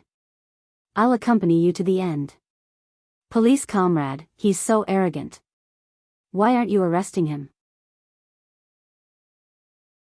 The middle-aged man opened his bloody mouth and roared. The 2 policemen's eyes were sharp. They could see that the handsome man in front of them was not to be trifled with. Moreover, he was almost splashed with sulfuric acid. It was normal for him to vent his anger in a bad mood. Therefore, they only gave a simple warning and did not make things difficult for Shinja. The middle-aged man's name was Wang Wei. When he was taking the statement, he insisted that Ji-Yuchi came from a poor family and was a village girl who was admitted to university with his and his ex-wife's financial support. He also said that Ji-Yuchi seduced him and caused him to divorce his ex-wife and so on.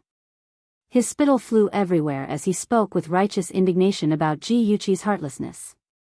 He said that after he went bankrupt, she abandoned her son who was just 6 months old and hooked up with a new sugar daddy. When he said this, he glared fiercely at Shinja. Shinja did not even bother to pay attention to him. He described the situation in a clear and orderly manner to the other policemen. Shinja's ability to express himself was very strong. With just a few words, he described the crisis situation vividly. Even the policeman who was taking the statement for him could feel the urgency and danger at that time. Ji Yuqi also described the situation in detail. She said that she did not know Wang Wei at all. He rushed up to her like a madman and scolded her. Then, he took out sulfuric acid.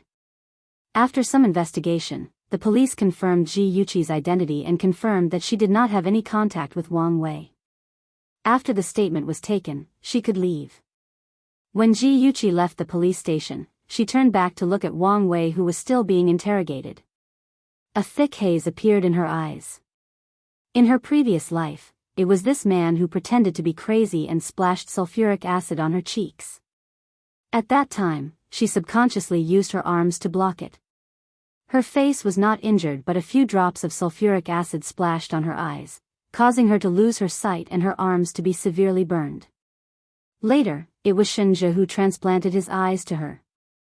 Awesome novel, Xinwu 799.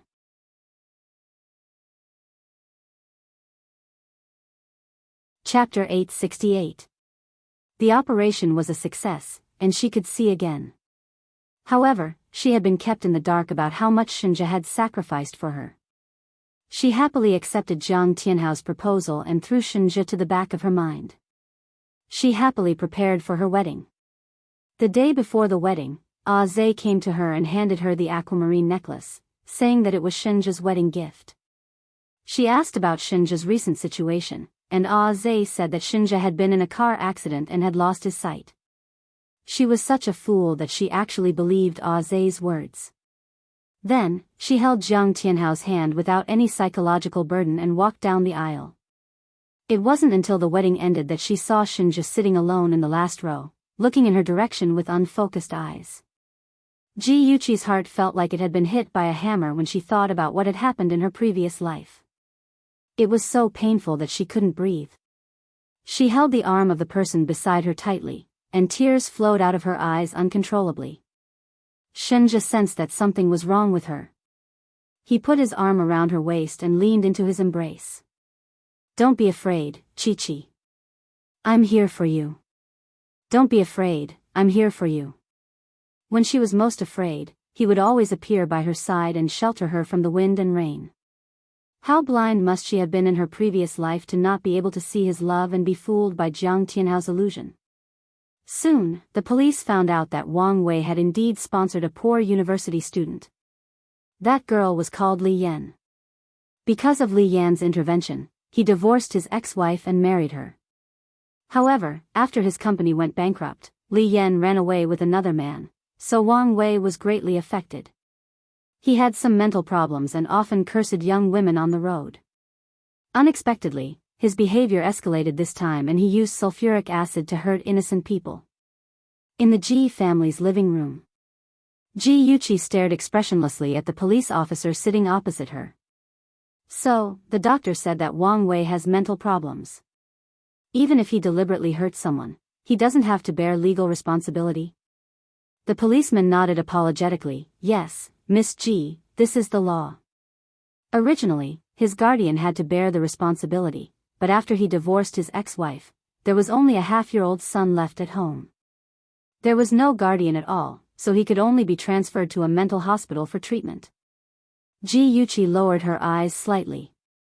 This situation was exactly the same as in her previous life.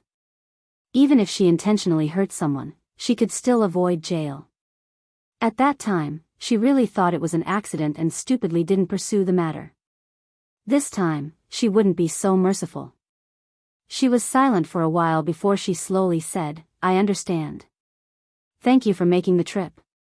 "You're welcome. This is what I should do." The police officer stood up and politely bid farewell to everyone present. Ji Yuqi personally walked him to the door. After he left, Ji Bowen angrily slapped the table. Chi-Chi suffered such a huge shock for nothing. This is too despicable.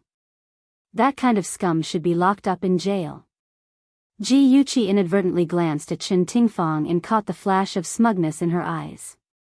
She said gently, "Dad, don't be angry. It's a good thing that I'm fine." Speaking of which, that person is quite pitiful. Ji Bowen's heart ached. Chi-Chi, you're just too kind. If Shinja didn't rush out to save you, you would have been. Sigh. What's wrong with society now? It's a mess. Even walking on the streets can lead to accidents. Dad won't dare to let you go out in the future. Yuchi originally wanted to hide Shinja's identity, but she didn't expect that when he rushed over to save her, his sunglasses would fall to the ground. In addition, the video of them being attacked was uploaded to the internet. His identity was exposed, so everyone in the Ji family knew that it was Shinja who saved Yuchi. Chen Tingfang also knew that she had been deceived by Yuchi. In addition, she didn't manage to disfigure her as she wished. Chen Tingfang was so angry that she almost broke her silver teeth. Fortunately, she made the right arrangements. That idiot Wang Wei was transferred to a mental hospital and wouldn't rat her out.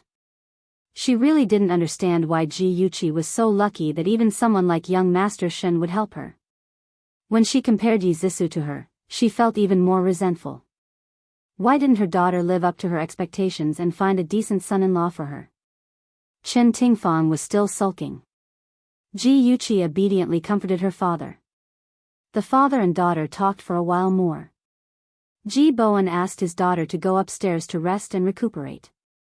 Yuchi obediently went upstairs. When she returned to her room, the smile on her face disappeared, leaving only a bone-chilling coldness. She dialed a number and said indifferently, "Help me do something." She didn't know if Wang Wei was lucky or unlucky. The mental hospital he was about to be sent to was the same mental hospital that Su Yanqing was in. What awaited him ahead was a fate worse than death. One day, he would feel that prison was much better than a mental hospital. Under the gentle sunlight, Yuchi's eyes were as cold as ice, and the arc at the corners of her mouth was ghastly and terrifying. She was like a malicious spirit from hell, causing one's heart to tremble. There was a knock on the door. "Come in." She turned around with a faint smile on her face. Chi-Chi, the man's voice was urgent. His chest rose and fell rapidly, and there was great fear in his deep eyes. Yuchi was stunned. "Tang Feng, you," before she could finish speaking, he had already walked over quickly and pulled her into his arms. His arms held her tightly, and he wanted to squeeze her into his body. "Chi-Chi, it's good that you're fine. I rushed over as soon as I heard that something happened to you." His voice was low and hoarse, and there was a trace of panic in it. Tang Feng. She couldn't be cruel to this man who grew up with her. She sighed, patted his back, and said gently, "I'm fine." "Tang Feng, can you let go of me?" "I won't let go. I won't let go anymore."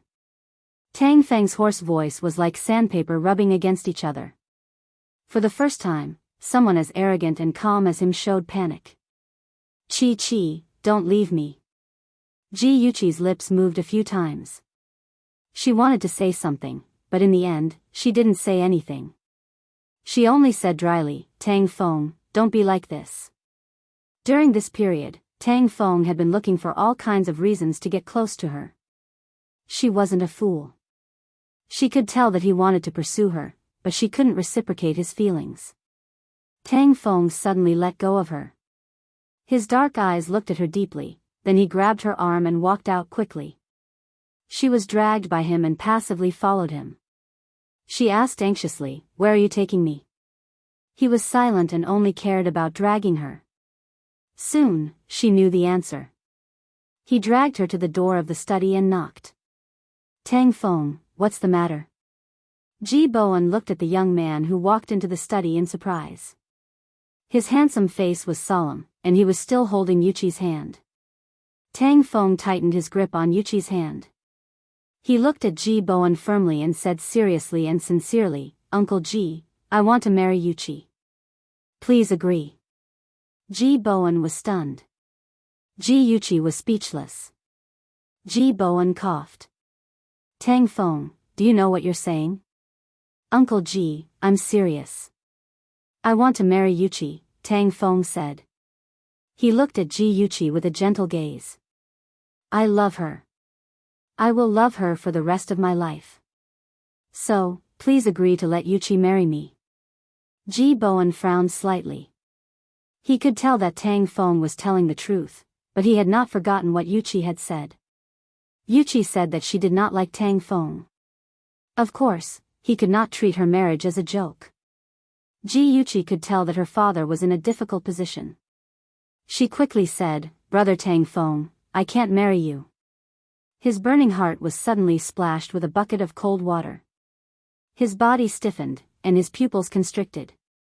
Why? She bit her lip and met his gaze calmly. "Brother Tang Feng, I've always treated you as my brother." "Brother Tang Feng, I'm sorry." Tang Feng's face immediately darkened. His deep black eyes were surging with a violent storm. He squeezed a few words out of his teeth. "You like Gu Fifan?" She shook her head. "No." "Who is that?" His voice sounded like it came from his chest. It was low and carried a dull pain. Ji Yuchi pursed her lips. She did not want to push Shinja out at this time, so she shook her head. "No one, Brother Tang Feng. It has nothing to do with anyone else." It had nothing to do with anyone else. It was just that she did not like him. Tang Feng's face was pale. He felt as if someone had stabbed a dagger into his heart. It was so painful that he was about to suffocate. Even if he clenched his fists, he could not suppress the bone-chilling pain. One wrong step led to many wrong steps. "Tang Feng, you pushed your baby out with your own hands. Now, she doesn't love you anymore." Outside the window, a bolt of lightning flashed across the sky. Thunder rumbled and raindrops the size of beans fell to the ground. Gradually, the raindrops became denser and denser, and soon formed a curtain of rain in front of the window. The summer rain came as it wished. The sky was terrifyingly dark, just like his mood at this time. Tang Feng pushed away the servant who was holding the umbrella and walked into the rain. The pouring rain soon drenched him. His wet black hair stuck to his forehead. Soon, his vision was blurred. The rain kept flowing down his cheeks. He touched the rain in front of his eyes, stepped on the puddles on the ground expressionlessly, and walked toward his car. Ji Yuchi stood outside the balcony and looked at the blurred back in the rain. She pinched her fingers into her palm and said softly, "Brother Tang Feng, don't blame me. It's better to end the pain quickly than to prolong the pain." Her heart was so small. She gave it all to Shinja and could not give it to another man. The rain poured down until late at night. Outside the window, lightning flashed and thunder rumbled. The people in the house were haunted by nightmares. The spacious hallway was deathly silent. A ghostly figure drifted through the hallway. Ji Yuchi happily chased after him, loudly calling out, "Shinja." He stiffly turned his head. On his jade-like handsome face, his eye sockets were dark, and 2 streams of blood flowed from the corners of his eyes. His voice was as dry as a withered plant's as he said, "Don't marry him. Come and see." Songshu 566.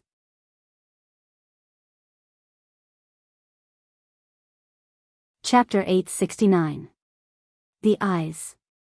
"I want to return the eyes to you." Ji Yuchi was drowning in despair, and she couldn't break free no matter how hard she tried. She suddenly woke up from the nightmare and sat up, gasping for air. Her whole body was drenched, as if she had been fished out of the water. Unknowingly, her cheeks were already covered in tears, and the tears mixed with sweat dripped down. She covered her face with both hands and cried bitterly. Her mournful cries echoed in the room, and mixed with the sound of the rain outside the window, it became even more desolate. Suddenly, the sound of footsteps broke the desolation. A black figure slowly walked over from the window. Ji Yuchi suddenly raised her head, her eyes still teary, and looked at the black figure warily. Her right hand quickly reached for the dagger under the pillow, and she said sternly, "Who are you?" The black figure stopped in his tracks, and was silent for a moment, and said gently, "Chi-Chi, don't be afraid, it's me." It was actually Gu Fifan. Ji Yuchi widened her eyes in disbelief, and quickly turned on the light. The soft light sprinkled in the room, and the man who was only 8 or 9 steps away from her was completely drenched. The wet hair on his forehead was stuck to his forehead, and the water droplets slid down his thin face and straight nose.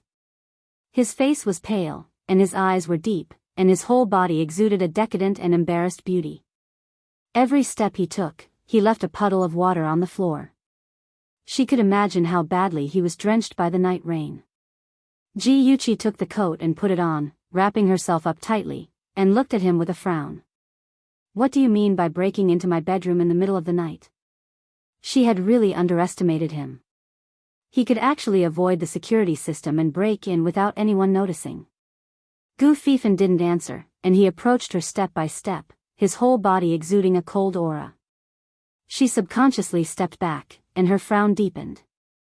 "Gu Fifan, what do you..." Before she could finish her words, a pair of slender arms suddenly pulled her into an embrace.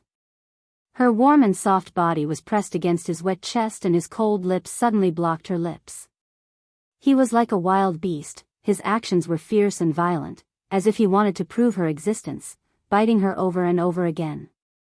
His arms were like an iron clamp around her waist, and her chest was squeezed so tightly that she almost couldn't breathe.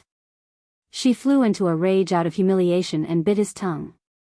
Her mouth was instantly filled with the taste of blood. She then forcefully punched his abdomen. He was in so much pain that he finally let go of her. Slap. A ruthless slap landed on his cheek. "Gu Fifan, you lunatic." Ji-Yuchi was so angry that his eyes were blazing. Because of this slap, Gu Fifan's pale cheeks became a little rosy. He stared at the little girl in front of him who had flown into a rage out of humiliation, and his thin lips curved into a bitter smile. "From the moment I fell in love with you, I went crazy." He was the eldest young master of the Gu family, and he was the Prince Charming pursued by countless women. However, he had fallen in love with this heartless woman. When he saw on the internet that she was in danger, his heart almost stopped beating. When he saw her crying in Shinja's arms, his eyes were filled with jealousy and anger. He finally knew that it wasn't that she didn't have a heart, but that she had given it all to Shinja. He really wanted to be the unrestrained eldest young master of the Gu family, who didn't show any mercy to any woman, but he couldn't control himself. He couldn't even wait until tomorrow to see her again. He braved the rain, climbed over her window, and barged into her bedroom like a lunatic. His arms tightened around her shoulders, and his eyes were burning with rage. He gritted his teeth and said, "You love Shinja, don't you? If he can do it, I can do it too. How am I worse than him? Why can't you love me?" He had been driven crazy by anger and jealousy, and his usual calmness and rationality had completely disappeared. Ji-Yuchi suddenly realized that he really loved her, and he loved her so deeply. She didn't know how to deal with this situation, and could only try to ease his emotions. She quietly looked at his eyes and said gently, "Fifan, you're very good. Many girls like you. You'll definitely be able to find a girl who suits you better than me. I only want you." Gu Fifan was as domineering as a king, and the strong possessiveness in his eyes frightened her. She sighed helplessly in her heart. "Fifan, can you be more rational?" Her gaze was gentle and helpless, as if she was looking at an unreasonable child.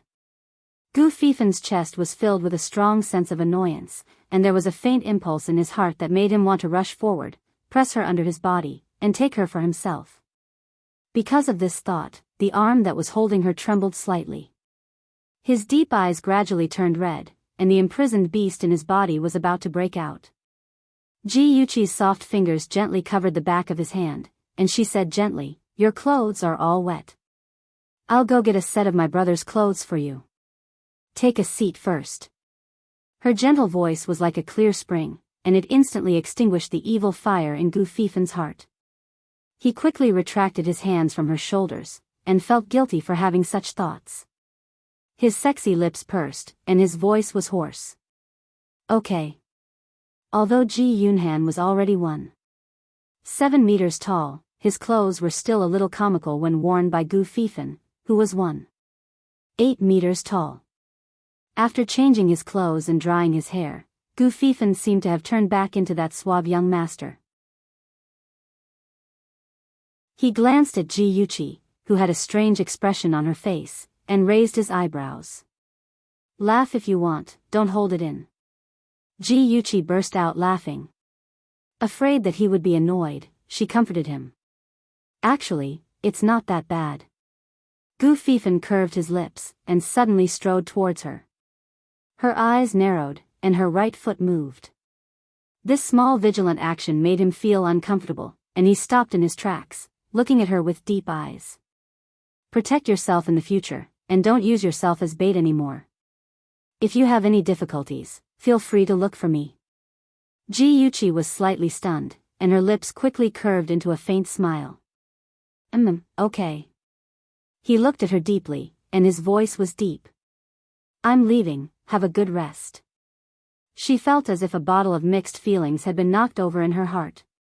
She watched as he left through the window. Unknowingly, the rain had stopped, and a few bright stars appeared in the sky after the rain. That dark figure ran quickly on the balcony, and soon disappeared from the courtyard. The moon was bright, and the stars were sparse. The air was mixed with the fragrance of plants and flowers. It was quiet and lost, as if she had just had an unrealistic dream. For the next period of time, both Tang Feng and Gu Fifan disappeared from Ji Yuchi's life. She thought that they had given up, and she secretly heaved a sigh of relief. Ing City Mental Hospital. A young man wearing glasses and wearing a white coat, with a fountain pen in his coat pocket, was meticulously leading two nurses on a ward round with his hands behind his back. A good-looking nurse opened the small window above the ward door, and looked at the man who was sitting by the bed in a daze. She said, Dr. Ouyang, this is the patient that the police transferred here today. His name is Wang Wei, and he has a strong tendency to violence. The sulfuric acid incident that caused a sensation in Ing City a few days ago was committed by him. Ouyang Su nodded slightly, opened the door, and stared at Wang Wei expressionlessly. He said coldly, Number 33, I'm your doctor in charge. From now on, please stay here and receive your treatment quietly. Wang Wei, who had been keeping his head down, suddenly raised his head and laughed foolishly. I'm not mentally ill. Ouyang Su glanced at him indifferently, and then signaled the nurse to throw a blue and white hospital gown onto his bed. When the three of them turned to leave, Ouyang Su said indifferently, Everyone who comes in has said the same thing. Remember, you're a mental patient here. Other than cooperating with the doctor, there's no other way. Otherwise, you'll go back to prison. Wang Wei's body stiffened. He thought that he had disguised himself well, but a complicated emotion quickly flashed through his confused eyes. He knew that Ouyang Su must have seen through his act of pretending to be ill. After all, there were a lot of patients like him in the mental hospital. In order to escape the punishment of the law, they pretended to be mentally ill. After being exposed by Ouyang Su, Wang Wei had been very nervous. He was worried that Ouyang Su would tell the police that he was pretending to be ill. But for the next few days, Ouyang Su treated him like an ordinary mental patient with an indifferent attitude. Only then did Wang Wei feel relieved. On the fourth day, Wang Wei went to the activity room to participate in the entertainment activities as usual. The so-called entertainment activities were actually watching TV, playing table tennis, or playing chess under the care of the nurse. Every time, he would sit in the corner and watch TV with his neck up.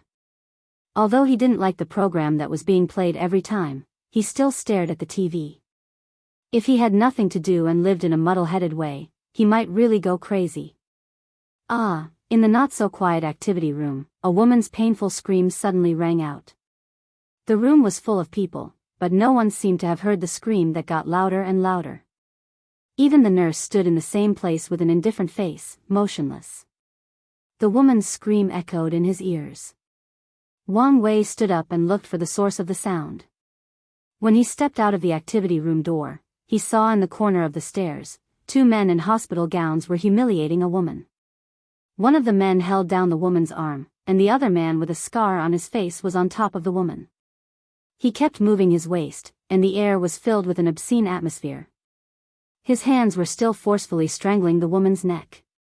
The woman's cries were getting weaker and weaker, and the strength of her struggle was getting weaker and weaker.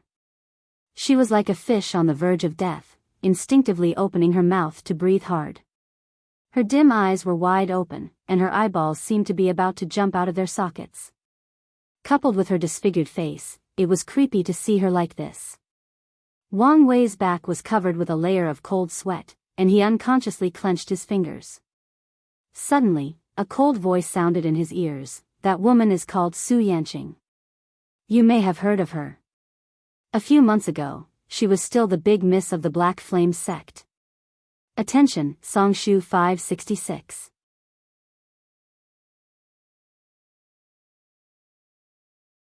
Chapter 870. Wang Wei's throat tightened. Of course, he had heard of Su Yanqing's murder case.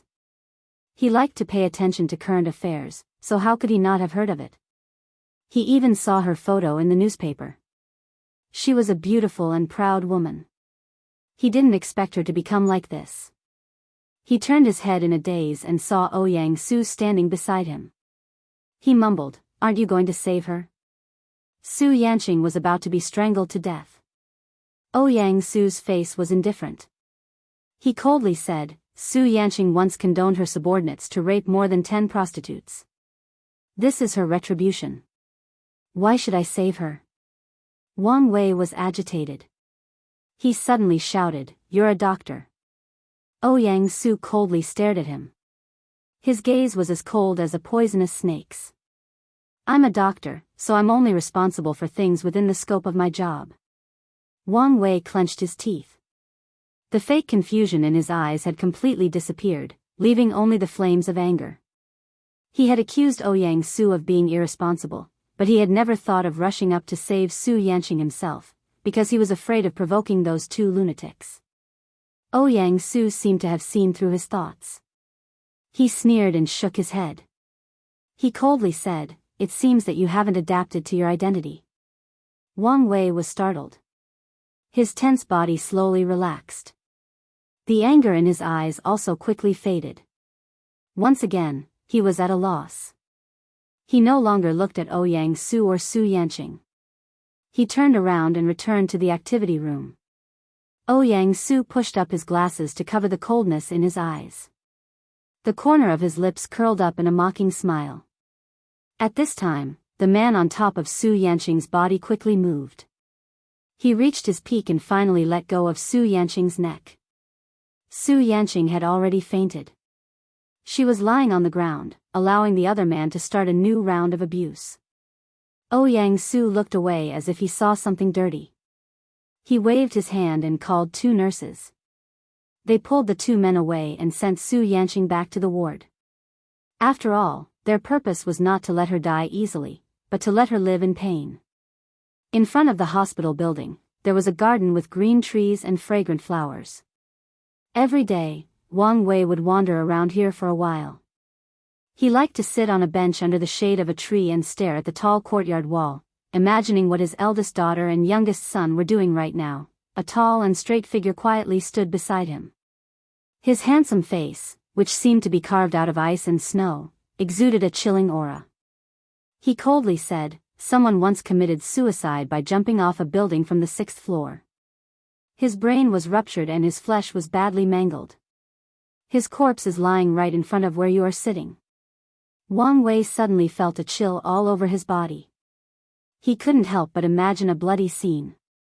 He seemed to see that person lying at his feet. He panicked and retracted his feet, but immediately straightened his body to hide his fear. Ouyang Su's deep and serene eyes stared ahead as he lightly said, "That man is the son of an official. He raped and killed a 17-year-old girl. In order to escape the punishment of the law, his father used his connections to forge a medical record and send him here. In the beginning, his life was very relaxed. Later on, he really had a mental problem. He suffered from persecutory paranoia. He always suspected that someone was out to harm him. He even said that the girl's ghost had returned to take his life. Finally, one day, he went completely crazy and jumped from the 6th floor. It was said that before he jumped, he even shouted, 'I'll return you my life, I'll return it to you.'" He casually recounted the story as if he was talking about the weather. However, Wang Wei felt his hair stand on end and goosebumps appeared on his skin.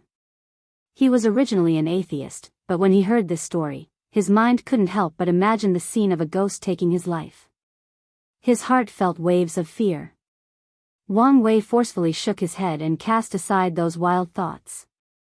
He clenched his fists and angrily said, "Dr. Ouyang, what are you trying to do?" Ouyang Su looked at him expressionlessly. His tone was calm. "Chatting and telling stories. This is a new treatment method I created." Wang Wei tried hard to suppress the anger in his heart. "I don't need this kind of treatment." After shouting, he ran away in a sorry state. Ouyang Su's cold voice came from behind him. "I'm your attending doctor. You must follow my treatment plan. Of course, you can also choose to return to prison." Wang Wei's back stiffened for a second. Then, he walked away without looking back. The next day, Ouyang Su did his usual ward rounds. He put his hands in the pockets of his white coat and indifferently looked at Wang Wei, who was lying on the bed. He lightly said, "The patient who used to live here was a young girl in her early 20s. Wang Wei irritably covered his ears. The storytelling treatment had begun again. However, that cold voice still stubbornly drilled into his ears. That girl's father was very rich. He also spoiled her a lot, causing her to develop an arrogant and domineering personality. She and her friends raced and killed a couple. After the hit and run, her father found someone to take the blame for her and settled the matter. After that, she didn't repent at all. Instead, she went from bad to worse. She and her friends kidnapped a poor girl and tortured her to death. The reason was that the poor girl had taught her a lesson. After the murder, the girl's father sent her to this hospital in order to save her life. The girl's personality was irritable and she was not popular. Gradually, a group of people bullied her. She began to shrink back and become paranoid. She didn't dare to leave the ward. Every day, when she closed her eyes, she would have nightmares. She dreamed of the girl she tortured to death and the couple she killed. Later, she had a mental breakdown. She snatched the fountain pen from my pocket and used it to pierce her own throat. Blood sprayed everywhere. Even the ceiling was dyed red. Ouyang Su's voice suddenly became gloomy and cold. It was like a bone-piercing cold wind, chilling to the bone. After the girl died, her parents disliked her and were even unwilling to collect her body. They entrusted us to bury her. You see, human emotions are very weak. Even those who love you deeply at first will fear you because of your blood-stained hands. They will hate you and eventually abandon you. Don't say any more, don't say any more. Wang Wei couldn't stand it anymore. He hugged his head and shouted manically. No, what Ouyang Su said was wrong. His children would never dislike him. They would never hate him. The one they loved the most was their father. Ouyang Su's lips curled up coldly. He said in a deep voice, "Little Wang, the patient's mania is acting up. Bring me a tranquilizer." After the nurse who was guarding outside the ward heard this, she immediately took out a syringe from her pocket. The syringe was already half filled with a transparent liquid. Wang Wei subconsciously retreated. He angrily and frantically shouted, "Don't come over. I'm normal. I don't need a tranquilizer." Ouyang Su sneered, "All patients don't like injections. Little Wang, give me the syringe." He stretched out his right hand. The nurse obediently placed the syringe in his hand. He held the syringe and strode over. Before Wang Wei could see his movements clearly, Ouyang Su had already grabbed his arm. He lifted the syringe and the liquid in the syringe was slowly injected into his body. The drug's effect was very fast. In just a few seconds, he felt his eyelids grow heavy. He wanted to sleep. He forced himself to open his eyes and stared at Ouyang Su. Ouyang Su said indifferently, "Little Wang, prepare for the operation." "Yes," Little Wang responded and quickly left. Wang Wei bit the tip of his tongue. The sharp pain allowed his mind to regain a trace of clarity. He watched helplessly as he was pushed into the operating room. The snow-white walls, the snow-white sheets, and the unpleasant smell of medicine made him panic. What do you want to do? Wang Wei stared at Ouyang Su and squeezed out a few words. Ouyang Su put on a pair of rubber gloves and held a shiny scalpel in his hand.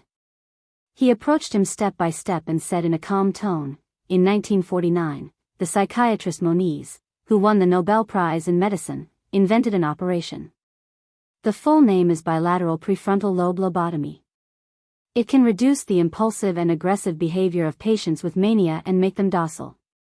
Oh, of course, there are side effects. It will make you lose your memory and many functions. To be precise, you'll be no different from a walking corpse." As he spoke, he stroked Wang Wei's head as if he was looking for a place to cut. He calmly said, "As long as the scalp is cut open, the skull is opened, and the prefrontal lobe is removed. The brain itself has no sensory neurons, so you won't feel any pain. When you wake up from your sleep, you'll forget all those troublesome things. What a wonderful thing that would be." His fingers stroked Wang Wei's head as if he was stroking a fine piece of art. His low voice slowly sounded, but it made Wang Wei extremely afraid. His legs trembled, his eyes widened in horror, and his lips trembled. No, I don't want to do the operation." The cold scalpel gently rubbed against his head. Ouyang Su's voice was like the devil's voice from hell, cruel and cold-blooded. "Do you think that when you walk into this hospital, into my operating room, you can still do whatever you want?" Ouyang Su was like a devil who killed without spilling blood, using words to disturb people's minds. Wang Wei was terrified to the extreme, and even the tranquilizer couldn't control him. His hands tightly grasped the bedsheet, and he crazily roared, "Let me go, please let me go, I can give you anything you want." Ouyang Su raised his eyebrows. "You're just a toy in my hands, what else can you give me?" Wang Wei's body stiffened, but he quickly said anxiously, Money, I can give you money." Ouyang Su sneered, "I heard that you're bankrupt, how much money can you have? Keep the money and buy yourself a coffin." Yes, I have a lot of money." Wang Wei seemed to realize that there was a problem with this sentence, so he quickly changed his words. "As long as you let me go, I can give you 100,000. 100,000, for an ordinary doctor, was already very tempting. However, Ouyang Su didn't put it in his eyes at all. His tone was indifferent. "Sorry, compared to 100,000, I'm more interested in your brain." Losing his memory, losing his personality, and losing the ability to think, all of these made Wang Wei feel terrified. He didn't want to be a walking corpse, he had to find a way to escape from this terrifying mental hospital. He clenched his fists and eagerly negotiated with Ouyang Su. 200,000, I'll give you 200,000. Ouyang Su patted his forehead with the scalpel and lightly said, 200,000, it's enough for you to change a kidney and live for 10 more years. Removing the frontal lobe will only make you lose the ability to think. It's good to be alive, why waste money? Wang Wei's eyes widened in shock. How did you know? Know what? Know that you have uremia and only have 5 years to live? Or know that you were actually bribed, and in order to leave 300,000 for the child, you poured sulfuric acid? Come and see Songshu 566.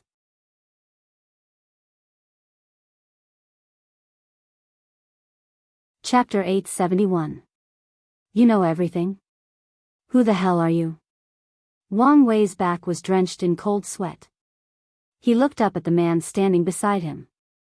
He was dressed in white, and his handsome face was expressionless. He was like an ice sculpture, and his whole body was permeated with coldness. Ouyang Su's lips curved into a sly smile. I know everything about every prisoner who enters the hospital. Prisoners are prisoners. Even if they escape the punishment of the law, they can't escape my punishment. His words were like a sharp sword, ruthlessly stabbing into Wang Wei's heart. Wang Wei's eyes widened in horror, and his body couldn't help but tremble. His mind couldn't help but recall the story he once told. In a flash, he suddenly understood something. He struggled to move his body to the other side of the operating bed and shouted, It's you.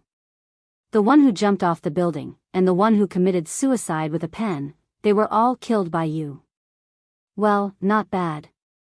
You're smart. I'm a psychiatrist, and I'm very good at messing with their minds and making them collapse. In fact, the case I'm most proud of was punishing a perverted ogre. He not only raped and killed a girl, but also dismembered her body to stew soup. Later, he bit off his own wrist and swallowed it mouthful by mouthful. He bled to death. Don't you think it's very interesting? Pervert, devil, stay away from me. Perhaps it was because of extreme panic, or perhaps because the drug's effect had worn off, but Wang Wei's hands and feet were able to move. He turned over and jumped out of the bed, running like the wind toward the door. Ouyang Su smiled coldly. He slightly raised his right hand, and the scalpel in his hand flew over Wang Wei's head and heavily inserted into the door.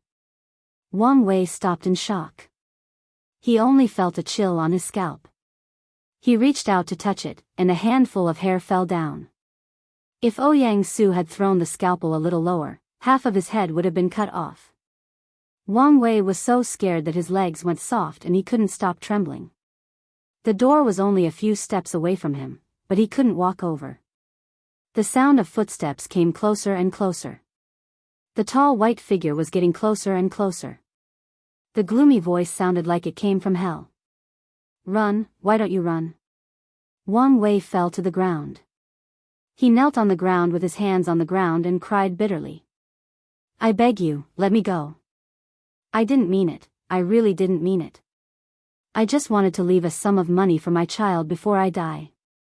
I was wrong, I shouldn't have harmed others. I know I was wrong, please forgive me. Ouyang Su pulled the scalpel from the door, casually played with it, and lightly said, Who ordered you?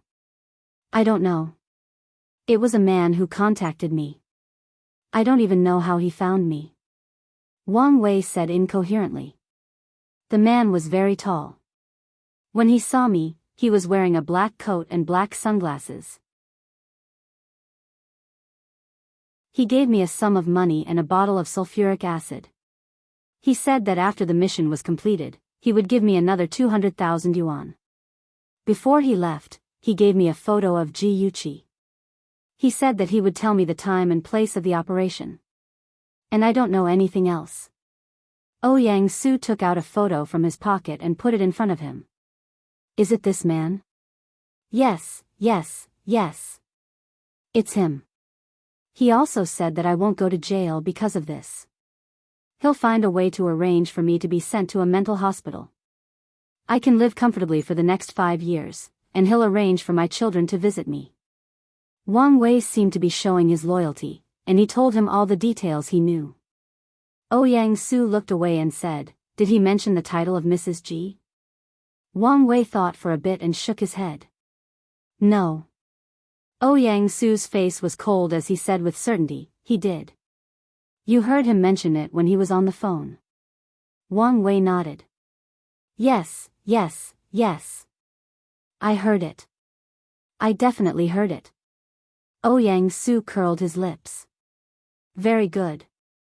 You know what to say in court, right? I know, I know. Law? Court? What? Do you want to stay here and have your head cut by me, or pierce your throat with a pen, or jump off a building to commit suicide?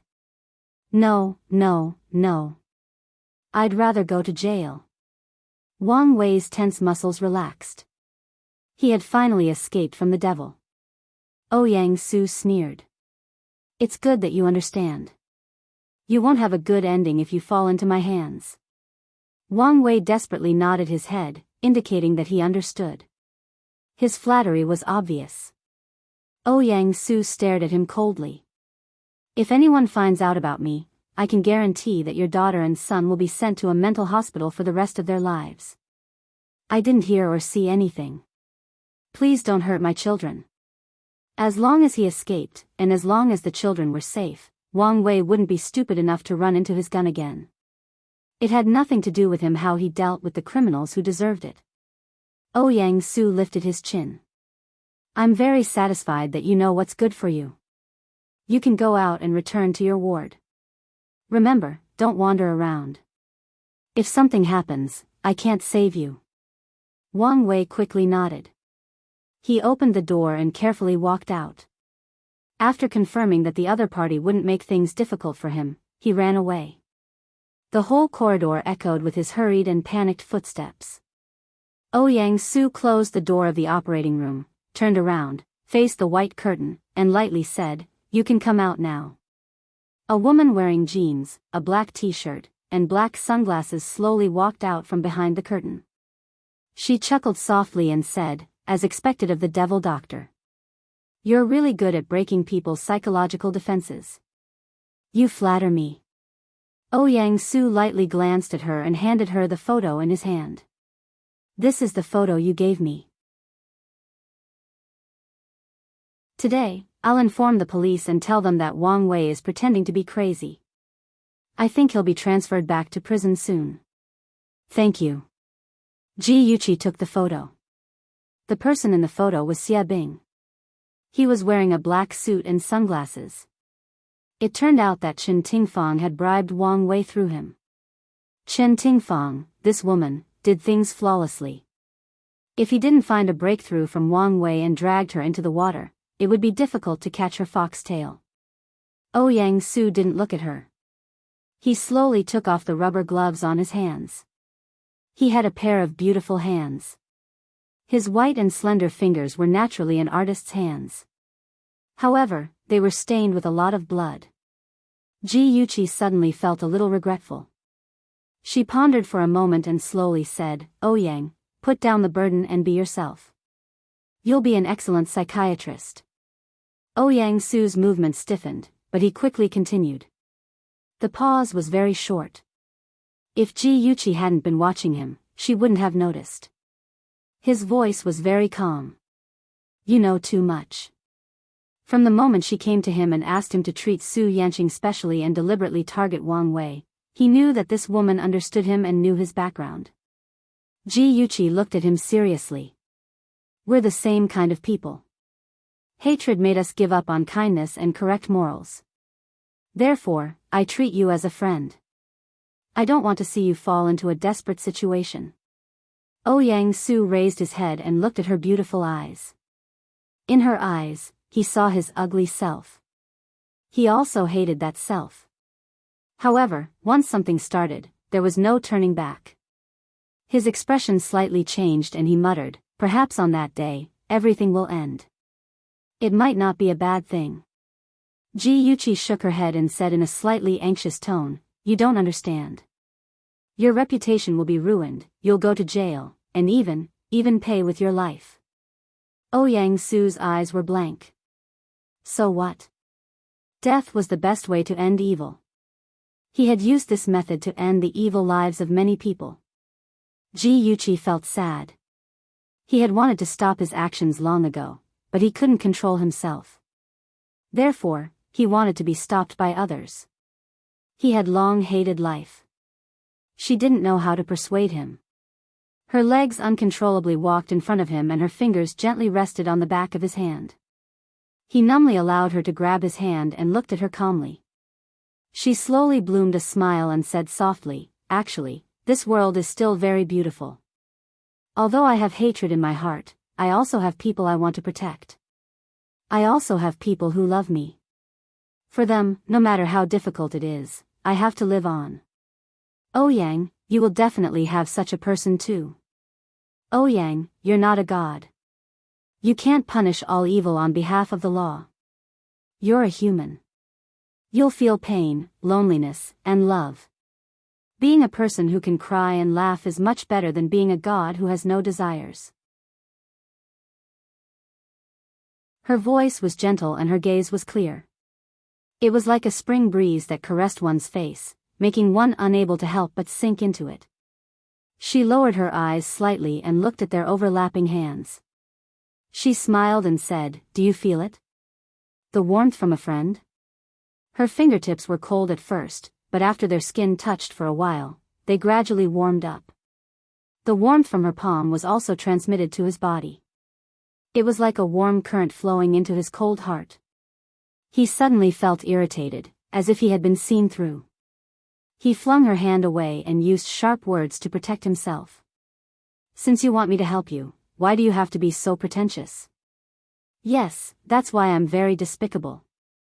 I want to use you to achieve my goal, but I also want to persuade you. Actually, you can be as despicable as me. I believe that you have 100 ways to make those criminals who pretend to be crazy admit their sins. Since that's the case, why do you have to harm their lives? Isn't it best for them to go back to prison for the rest of their lives? She was still smiling, so calm that it made him pale in comparison. He suddenly felt that what she said was very reasonable. He was not a god and could not punish all the sinners, but he could use his ability to make those sinners wake up and receive the punishment they deserved. His expression was still cold, but there was already a fluctuation in his eyes. Ji Yuqi knew that her words had already aroused his interest, so she did not say anything more. When she turned to leave, her back was facing him. She said one last sentence, "Oh Yang, actually, there has always been a person who loves you by your side. If it wasn't because she loves you, she wouldn't have hidden your actions. The pressure and pain she has endured is no less than yours. I think you've noticed it yourself. Cherish her well and don't let yourself regret it." After saying that, Ji Yuqi directly opened the door. A delicate and pretty nurse was standing at the door. When she saw her come out, the nurse politely smiled. Ji Yuqi also smiled at her and said softly, "Little Wang, don't give up on Ouyang. You might be the only sunshine in his life." Add Songshu 566.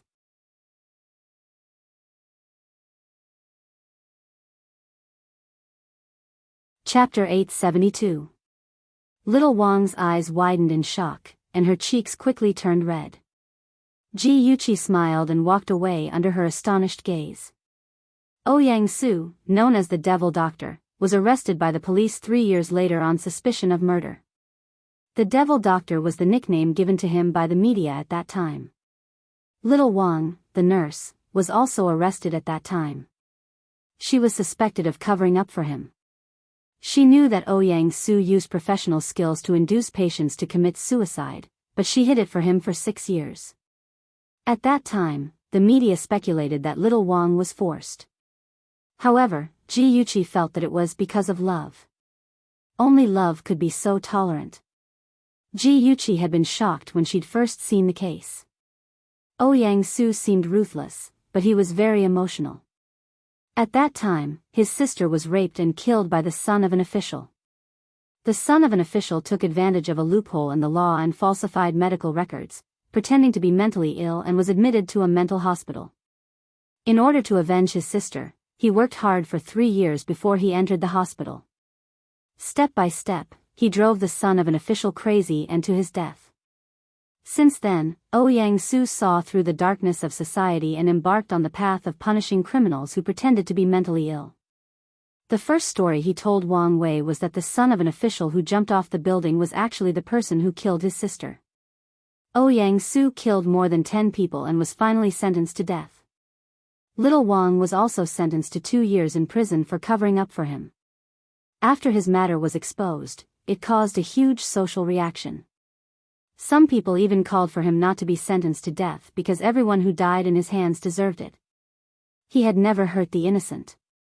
However, the law was ruthless, and he was punished by the law in the end. Ji Yuqi sympathized with him and felt that it was not worth it for him. So, she spoke out rashly to change his tragic ending.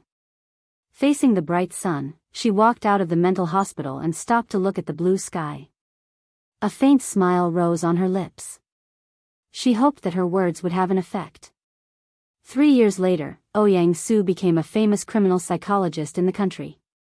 When he used his knowledge to solve several major cases, he was hired as a police psychologist to participate in the investigation of major cases, which caused a wave of criminal psychology.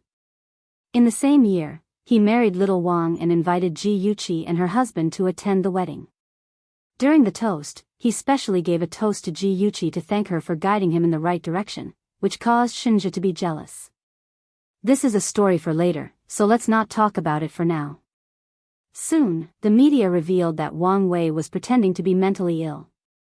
Ji Yuqi filed a lawsuit against Wang with Ji Bowen's full support. Before the trial started, Chen Tingfang was already anxious. She was worried that Wang Wei would confess the truth. She wanted to visit him in prison to calm him down, but it wasn't convenient for her to appear. Wang Wei had met Xia Bing before, so she couldn't let Xia Bing appear either. After thinking about it, she thought of Wang Wei's ex-wife, Jiang Ling. She planned to use Jiang Ling to threaten Wang Wei. Who would have thought that by the time Xia Bing arrived at Jiang Ling's residence, Jiang Ling had already escaped with Wang Wei's 2 children. Chen Tingfang was so anxious that her mouth was bubbling. But there was nothing she could do, and she could only resign herself to fate. Xia Bing was even more anxious than her. After all, he was the one who contacted Wang Wei. Although he wore sunglasses and disguised himself, what if Ji Yuqi was already prepared and found him? He was even prepared to assassinate Wang Wei. If Wang Wei dared to expose him, then he would kill Wang Wei through his connections in the prison. But he didn't expect that Shenzhou was already prepared. Through his connections, he arranged for Wang Wei to be in a separate room and guarded 24 hours a day. Except for the director's approval, no one could come in contact with him. Just as everyone was either sad or happy, nervous or expectant, the first trial started. During the trial, Wang Wei confessed to the fact that he pretended to be mentally ill. During the further trial, he admitted that he was ordered by someone to try to hurt Ji Yuqi with sulfuric acid. Before the trial, Wang Wei's lawyer picked up a few portraits and presented them to the judges. Then, he picked up a portrait and said to the audience, "Judges, presiding judge, the portrait in your hands is based on Wang Wei's description of the person who bribed him. Based on this portrait, we investigated one by one and finally locked onto the target. He is the driver of the Ji family, Xia Bing. Now, I implore you to let Xia Bing appear in court." Xia Bing was brought to court. Of course, he wouldn't admit that he hired someone to kill Wang Wei. At this time, Wang Wei suddenly said, "That day, you found me in my rented apartment and said that you wanted to talk about business. After you left, I found a strand of hair on the sofa. Just in case, I kept that strand of hair. I was afraid that you wouldn't admit it in the end." Xia Bing's pupils suddenly shrank. He knew that he was completely screwed. After the judge warned Wang Wei for his sudden interruption, he said, "The defendant's lawyer, please present evidence to prove that the defendant was ordered to commit the crime." The lawyer took out 2 DNA analysis reports. After the DNA analysis, the hair left by Wang Wei is a complete match with Xia Bing's DNA. It's enough to prove that Xia Bing hired someone to kill Wang Wei. Who knows where Wang Wei got that strand of hair? Maybe he was already prepared to frame me. Xia Bing's face darkened as he tried to argue. The lawyer was already well prepared. He presented evidence to prove that Wang Wei and Xia Bing had no relationship, and there was no reason to frame him. Then, he invited a few witnesses. These people lived in the same building as Wang Wei, and they all said that they saw Xia Bing enter and leave the building wearing sunglasses. Ji Yuqi watched coldly as the lawyer forced Xia Bing into a corner step by step. In fact, the so-called evidence, the hair, and the eyewitnesses were all arranged by her long ago. Xia Bing was too meticulous and didn't leave behind any evidence that could be used against him.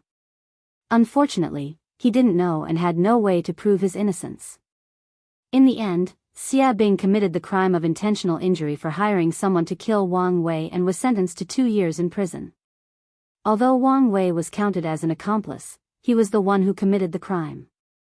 Later, he pretended to be mentally ill and tried to escape the law, so the circumstances were serious and he was sentenced to 3 years in prison.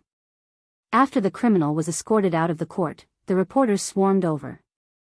After all, this case was complicated and confusing, and it involved the eldest daughter of the Ji family and the eldest young master of the Shen family. One could imagine how much attention there was. On the way to the prison van, Wang Wei suddenly turned to look at Xia Bing and asked curiously, "Xia Bing, you were just ordered by someone, weren't you? I overheard you calling the other party Mrs. Ji on the phone that day. You were following Mrs. Ji's orders to hurt Miss Ji, right? But I'm curious, why didn't you accuse her in court?" His voice was neither loud nor soft, just enough for the reporters to hear clearly. Thus, it immediately caused a commotion. The reporters tried to squeeze into the encirclement and raised their microphones to ask, "Mr. Xiaobing, did you really listen to Mrs. G's orders and hire someone to hurt someone? Rumor has it that Mrs. G and Miss G don't get along. Is that true? Why did Mrs. G hire someone to hurt someone? Is it to fight for the G family's assets? Mr. Xiaobing, what's your relationship with Mrs. G? Why are you protecting her?" Questions and doubts swarmed in, and Xiaobing's face was terrifyingly gloomy. He wanted to punch Wang Wei. He had never talked to Chen Tingfang on the phone in front of Wang Wei. Wang Wei did it on purpose. He wanted to drag Chen Tingfang into it. Xiaobing chose to keep quiet in the face of the media. The police stretched out their arms to block the reporters and said, "Please make way, don't push." Under the police's obstruction, they finally got into the prison van safely. Xiaobing was furious as he looked at the crowd outside through the glass. If he had known that Chen Tingfang was so troublesome, he wouldn't have taken her job even if it meant offending Lu Jianfeng. After 2 years in prison, the world would have been turned upside down by the time he got out. There would be no one like him in the underworld. Xiaobing hit the car with his head angrily, which immediately attracted a warning from the police. He leaned against the car gloomily, feeling useless.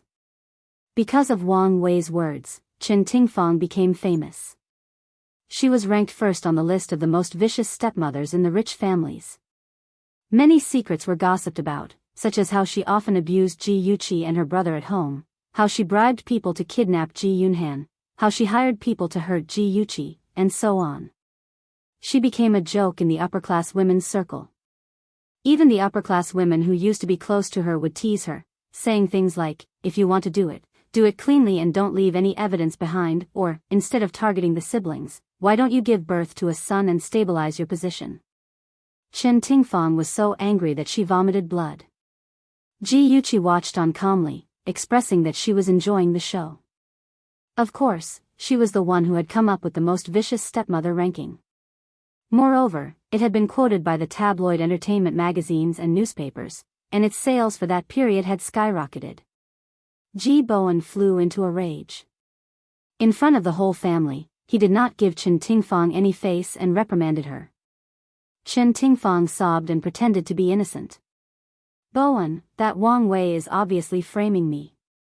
Why do you believe a murderer and not me? He doesn't even know you. Why would he frame you?" Ji Bowen threw the newspaper in front of her and said angrily, "Also, how do you explain these things?" Chen Tingfang wiped her tears and said, "Those media are best at catching wind and making groundless accusations. It's not like you don't know. What secrets of the rich families, what scandals of the rich and powerful? Isn't it just to attract everyone's attention?" Ji Bowen was furious, and interrupted her, "If you really didn't do it, how could they write such a thing with a nose and eyes? Medicine? Good for you, Chen Tingfang. How could you treat Ah Han so cruelly? As his father, I was kept in the dark all this time." Welfare, Hongcha 866.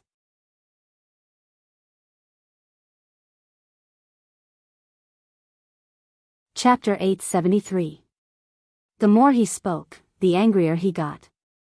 He didn't give Chen Tingfang a chance to defend herself and shouted at Ji Yunhan, "Ah Han, tell me, what happened with the drugs?"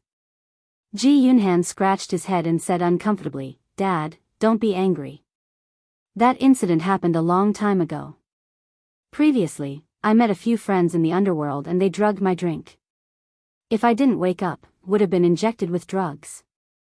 I beat those people up and then escaped. That's all." He made up a bunch of nonsense and hid most of the truth. Anyway, Chen Tingfang didn't dare to jump out and expose him. Chen Tingfang quickly said, "Bowen, I really didn't do that. I've always treated Ah Han as my own son. How could he do such a vicious thing?" Ji Yunhan pursed his lips and said coldly, "Suzhou was the one who did that. I'm curious why Suzhou would target me.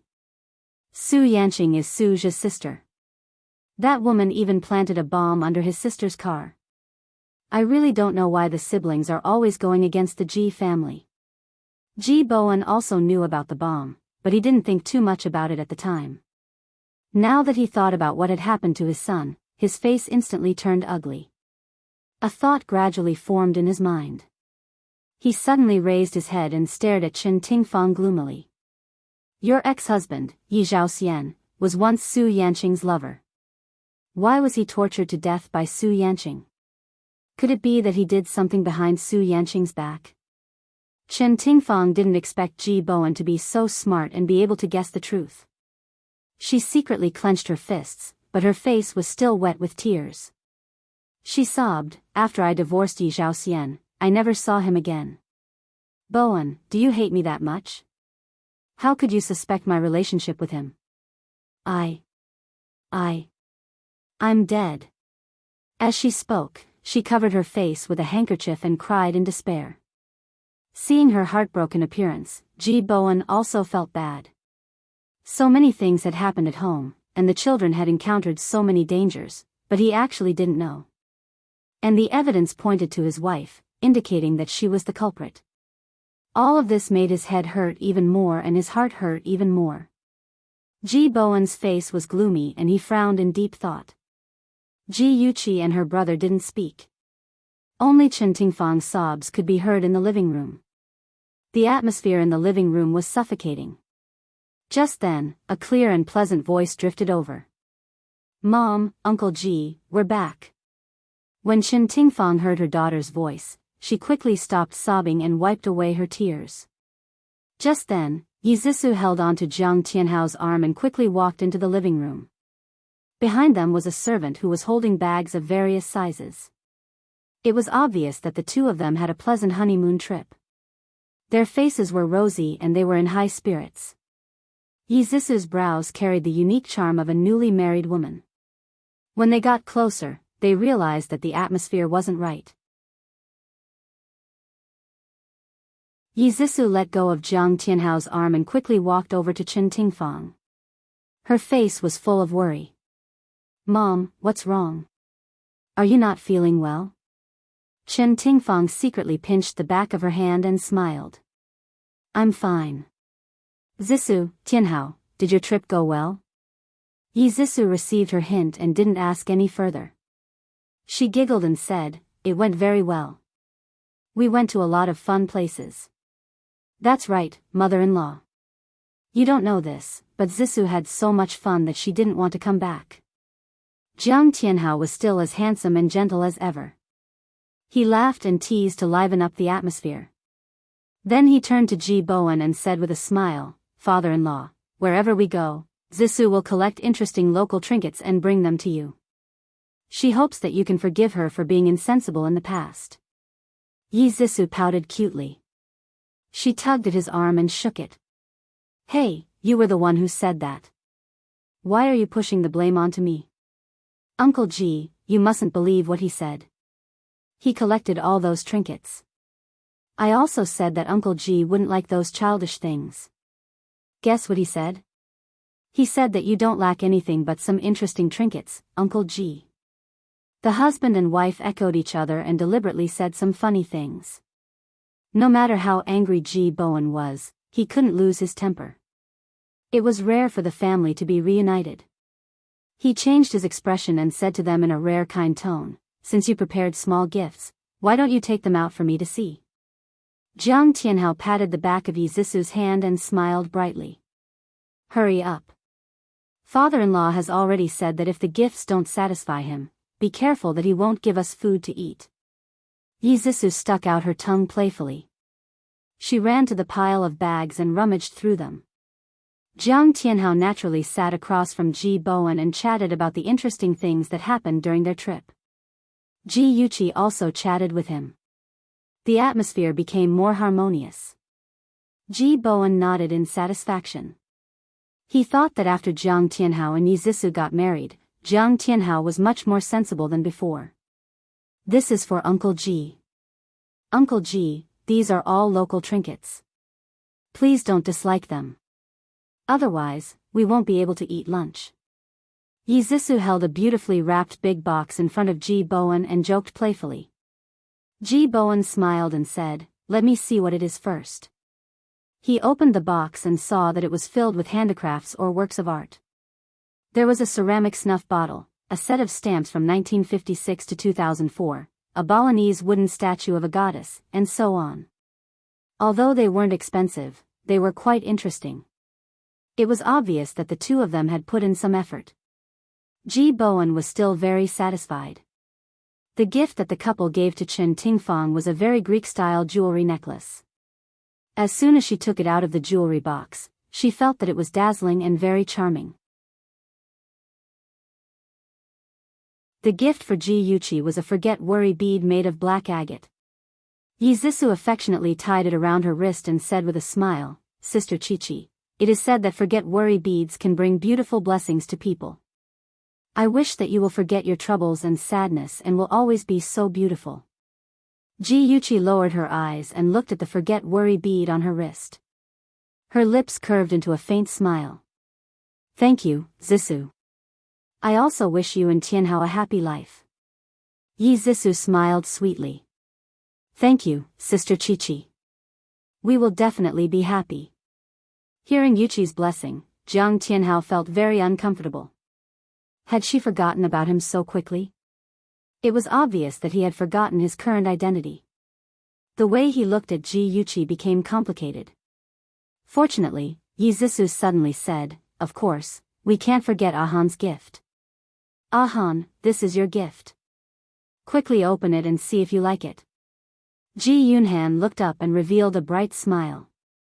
"Thank you, second sister, second brother-in-law." Yi Zissou's hand that was holding the gift box trembled. This little rascal had always been rude to her and had never called her second sister. He was acting strangely. He must be up to something again. Her eyes moved slightly and her smile was even brighter than his. She handed the box to him and said sweetly, "Don't be so polite. We are siblings. Quickly, open it and see." Opening the beautifully packaged box, there was a Patek Philippe watch inside. My Gigai, Yi Zissou was quite generous. Ji Yunhan was secretly speechless, but he quickly understood that one could not trap a wolf without sacrificing a child. Their sacrifice now was equivalent to their return tomorrow. His father would definitely compensate them. Attention, Songshu 566.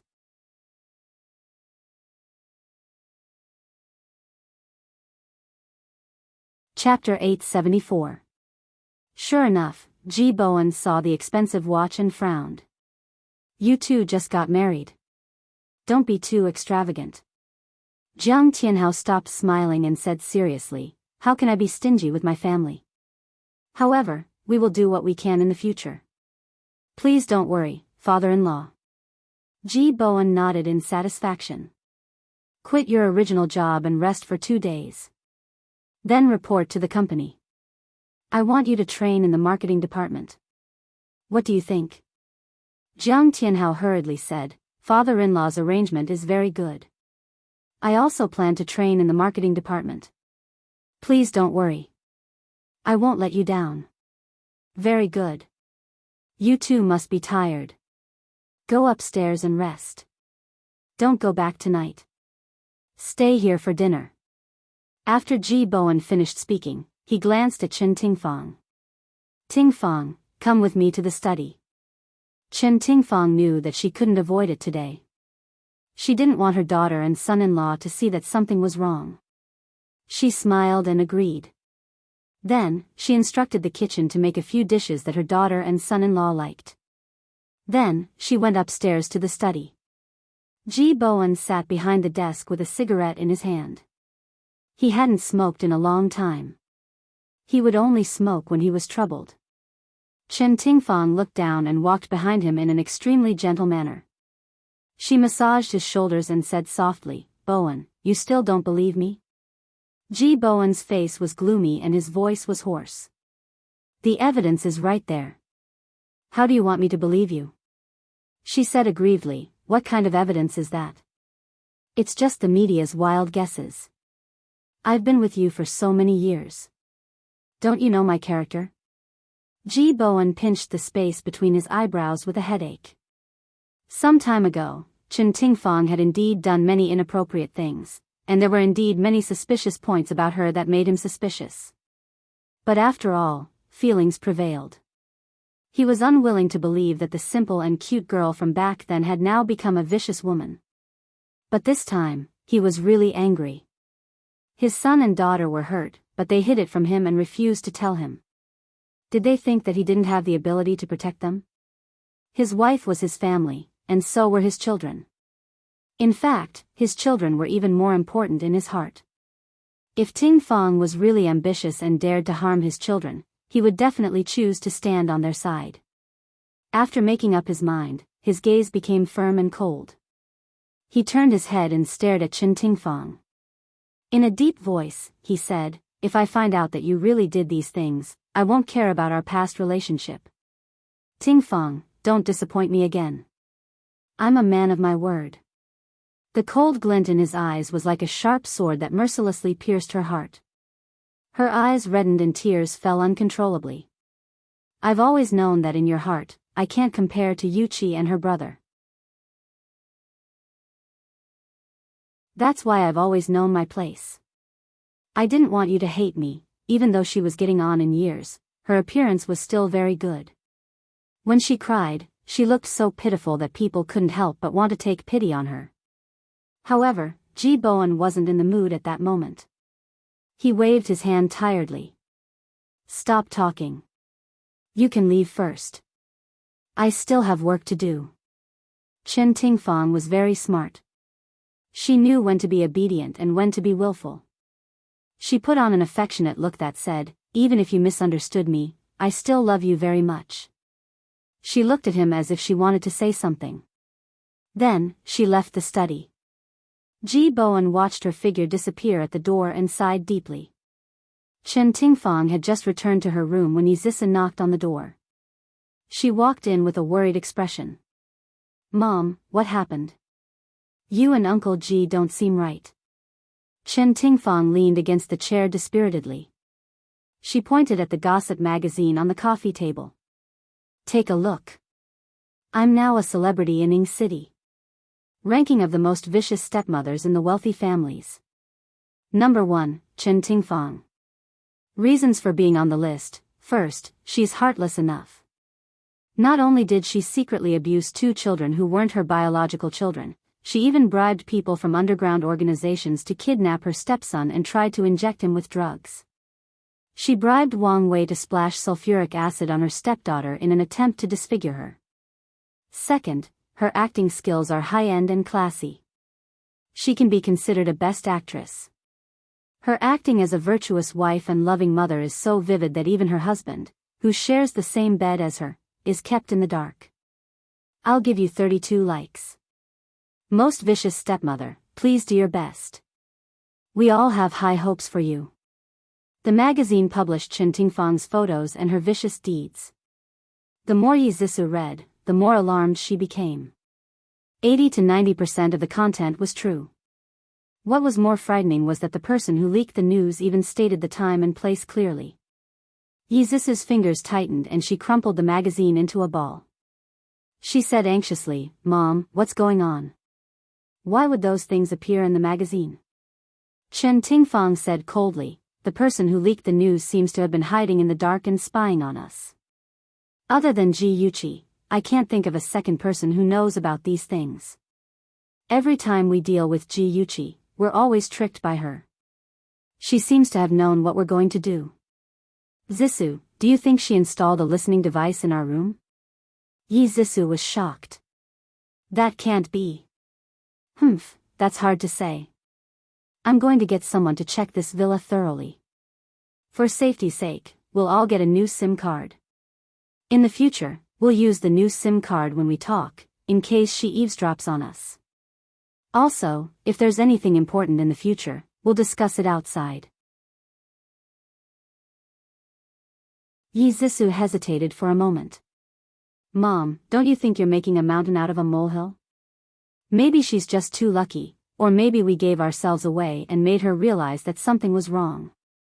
Ting Fang said with certainty, "No, once or twice can be considered good luck.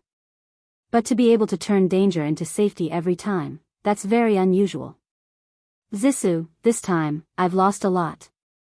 Xia Bing went to jail for me. I have to compensate him. In addition, I spent 300,000 to bribe Wang Wei. I don't have much money left. After Tianhao enters the G group, let him build up his own power and take control of the G group as soon as possible. He's our only hope now. Yi Zissou massaged her shoulders and said softly, Mom, don't worry. I've already talked to him. He won't let us down. I hope so. Chen Tingfang closed her eyes tiredly. Actually, she didn't think highly of Jiang Tianhao, but since they were in the same boat, she had to help him. Ji Yuqi was in the room talking to Qing Sang on the phone. During this period, she was being watched too closely by Chen Tingfang. She couldn't go to the company, so she entrusted the company to Qing Sang. Every day, Qing Sang would report to her about the company's situation. There's news from the factory. The first batch of goods is ready. They can be sent out tonight. The Yu Family shopping mall is also ready. When do you plan to launch our brand? Ji Yuqi thought for a while and said, there's no rush. We missed the summer clothing market. Now, we're aiming for autumn and winter. I plan to hold a fashion conference and invite all the major media outlets to promote our brand. Oh right, the brand Amy under the G Group will be holding a fashion conference next week. Arrange for 2 designers to attend. They're young ladies with no experience. It'll be good for them to go and learn from them. Okay, I understand. The Ministry of Commerce has already signed agreements with a few online media outlets. After our brand is launched, the online promotion will be fully launched. Ji Yuqi smiled and said, thank you for your hard work, Qing Sang. Help me tell everyone that they'll get a bonus next month. Okay, then I'll thank CEO Ji on behalf of everyone. Qing Sang's tone had a rare hint of teasing. Ji Yuqi joked, I didn't expect Vice CEO Qing Sang to be so kind. If you share some of this kindness with Yu Lei, he won't be so sad. Almost everyone in the company knew that Yu Lei had feelings for Qing Sang. After all, the Western-style CEO Yu sent a bouquet of roses to her office every 2 to 3 days. Qing Sang's voice was cold. Actually, our big boss is also quite sad. The big boss was referring to Shenjia. Although the news of Shenjia sacrificing himself to save Yuqi was exposed by the media and caused everyone to speculate about their relationship, due to multiple considerations, Yuqi didn't plan to publicize their relationship for the time being. Therefore, Shenjia had been complaining recently. Hey, you can't take revenge like this. Ji Yuqi wanted to say something, but suddenly heard a knock on the door. She walked to the door and said, someone is knocking on the door. That's it. I'll leave the company to you. The door opened, and the well-dressed Jiang Tianhao was standing at the door. Perhaps it was because he had been living a good life recently. Jiang Tianhao was in high spirits and looked as gentle as jade. He stood at the door like a beautiful orchid tree. Ji Yuqi sighed inwardly. Even though he was a scumbag, he still had a good appearance. Senior, oh no, brother-in-law, why are you looking for me? She was still blocking the door and didn't have any intention of inviting him in. What a joke. A man and a woman alone in the same room together. Wouldn't it cause a lot of criticism? Moreover, this man was her brother-in-law now.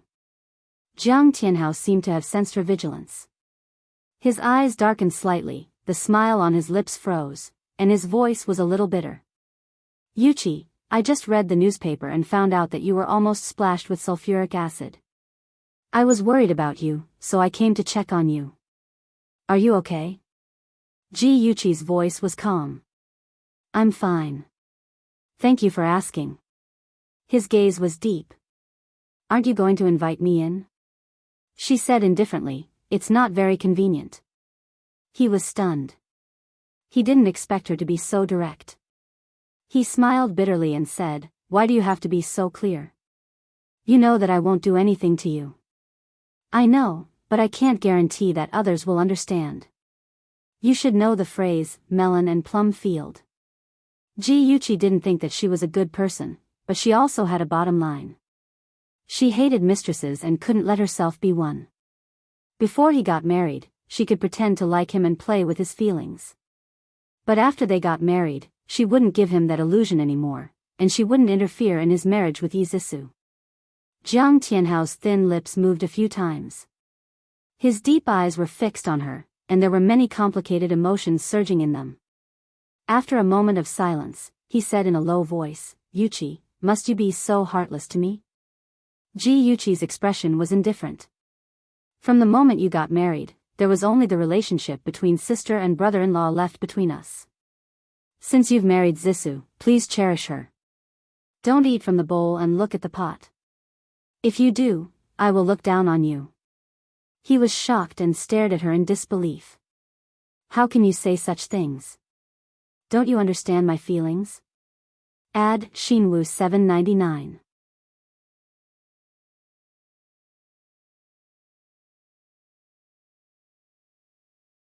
Chapter 875.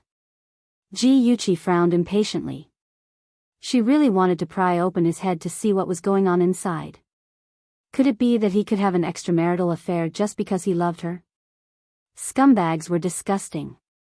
They played with a woman's feelings in the name of true love. Your feelings? I'm your true love, aren't I? Is there any use? Don't you think it's too late to say all this now? Or are you so naive to think that I'll wait for you forever? Each of her words was more powerful than the last. They were like a hammer that smashed into his heart. His expression instantly turned ugly. He stared at her in disbelief and muttered, "Don't you love me?" Ji Yuchi sneered. Huh? So I deserve to be a mistress and wait for you forever? She really didn't know what kind of mentality Yizisu had in her previous life when she accepted this kind of true love. A scumbag and a slut were really a match made in heaven. The beautiful dream that Jiang Tianhao had woven in his heart was mercilessly shattered by her. He really thought that Ji Yuchi would wait for him and agree to be the woman outside of his marriage. He had already thought it through. He would love her dearly and treat her 1,000 times better than Yizisu. But she was actually unwilling. He clenched his fingers tightly and felt a sharp pain in his palm. Only then did he remember his original motive. He slowly raised his hand and opened his fist in front of her. A beautiful sapphire bracelet lay in his palm. His gaze was startled and his voice was dry. "I know that you have a sapphire necklace. When I saw this bracelet, my first thought was that it matched your necklace very well. No need. I already have a better matching bracelet." Ji Yuchi stretched out her wrist and pulled up her sleeve. She wore a sapphire bracelet on her slender, fair wrist. It looked like a light blue stream flowing on her wrist. It was 10 times better than his sapphire bracelet. Jiang Tianhao stared fixedly at her wrist, his handsome face ashen. For some reason, the image of Shinja pouncing on her to save her suddenly popped up in his mind. He squeezed out a few words from between his teeth. "Your boyfriend gave it to you?"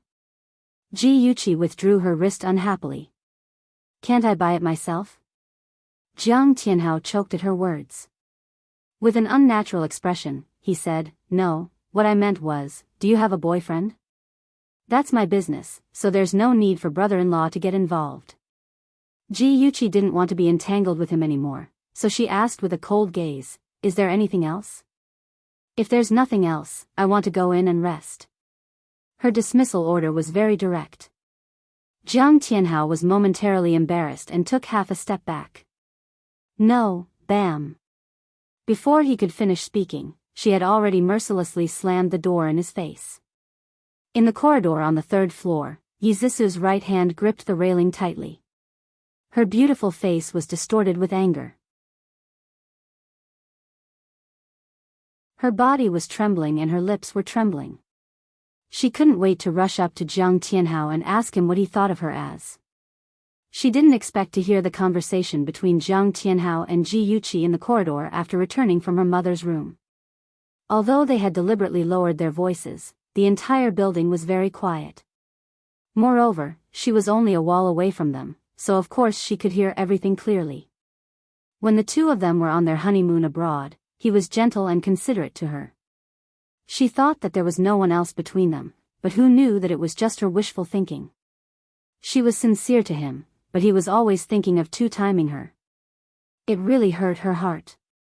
Yi Zhisu bit her fist and cried silently. Jiang Tianhao stood outside Ji Yuqi's room with an expressionless face. At that moment, his whole body exuded a faintly discernible dark aura. The bestial nature in his body was awakened. His deep eyes were filled with turbulent waves, and he was terrifyingly sinister. One day, he would take everything from the Ji family and make that woman Ji Yuqi kneel in front of him and beg for his love. In the empty corridor, the crisp sound of footsteps could be heard. Yi Zhisu's gentle voice came from behind him. Tianhao, why aren't you resting in your room? Why are you standing here in a daze? Jiang Tianhao slowly turned his head. He put his right hand naturally into his trouser pocket and put the bracelet in his palm. A gentle smile appeared on his handsome face. It's too lonely in a room alone. I'm waiting for my wife here. Yi Zhisu pretended not to see his little actions. For the first time, she felt disgusted by his perfect smile. She smiled and walked closer to him. She hugged his waist and leaned her head against his chest. Hubby, do you love me? He stroked her soft hair with his warm hands and said without hesitation, yes. He answered too quickly. It was like a computer program without any mistakes. Yi Zhisu looked down mockingly. The thorn in her heart became deeper and deeper, and the gap between the two of them became wider. Marriage was like a besieged city. Two people with bad intentions were besieged in the city and tortured each other. At the reunion dinner that night, everyone put on a mask and played their roles perfectly. The next day, Jiang Tianhao and Yi Zhisu returned to their apartment and started their life together. Yi Zhisu had been spoiled by Chen Tingfang since she was young. She had never done any housework before. She had hired a nanny. She disliked the nanny's clumsiness and planned to do it herself.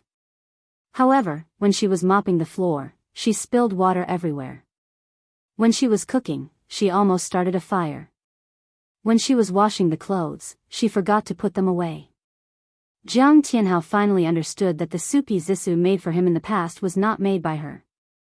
He reluctantly accepted the fact that his wife could not do anything. He took the opportunity to put forward a condition. Honey, bring my mother over. With her taking care of us, you don't have to work so hard. Yi Zhisu was unwilling. At the wedding, she had seen Jiang Tianhao's mother, Yu Xiu. Yu Xiu was a typical rural woman. She dressed tackily and spoke rudely. She did not seem easy to get along with. Thus, she pouted unhappily. Honey, mother-in-law has worked hard all her life. Let's let her enjoy life in the countryside. Don't trouble her anymore. Jiang Tianhao was unhappy, but his voice was very gentle. Honey, I'm worried about Mom living in the countryside alone. She's easy to get along with. When we got married, she often praised you in front of me. No matter how unwilling she was, Yi Zhisu could not show it. She could only agree and smile. Really? I miss Mom too. When is a good time? Let's bring her over. Jiang Tianhao curled his lips in satisfaction. Let's do it this weekend. If you're tired, I'll go back alone. I'm not tired. Yi Zhisu obediently leaned on his chest. Her fingers drew circles mischievously. She said coquettishly, we're husband and wife. Of course, we have to pick up mother-in-law together. Let her see that I'm a filial daughter-in-law. Yes, filial. My wife is the most filial.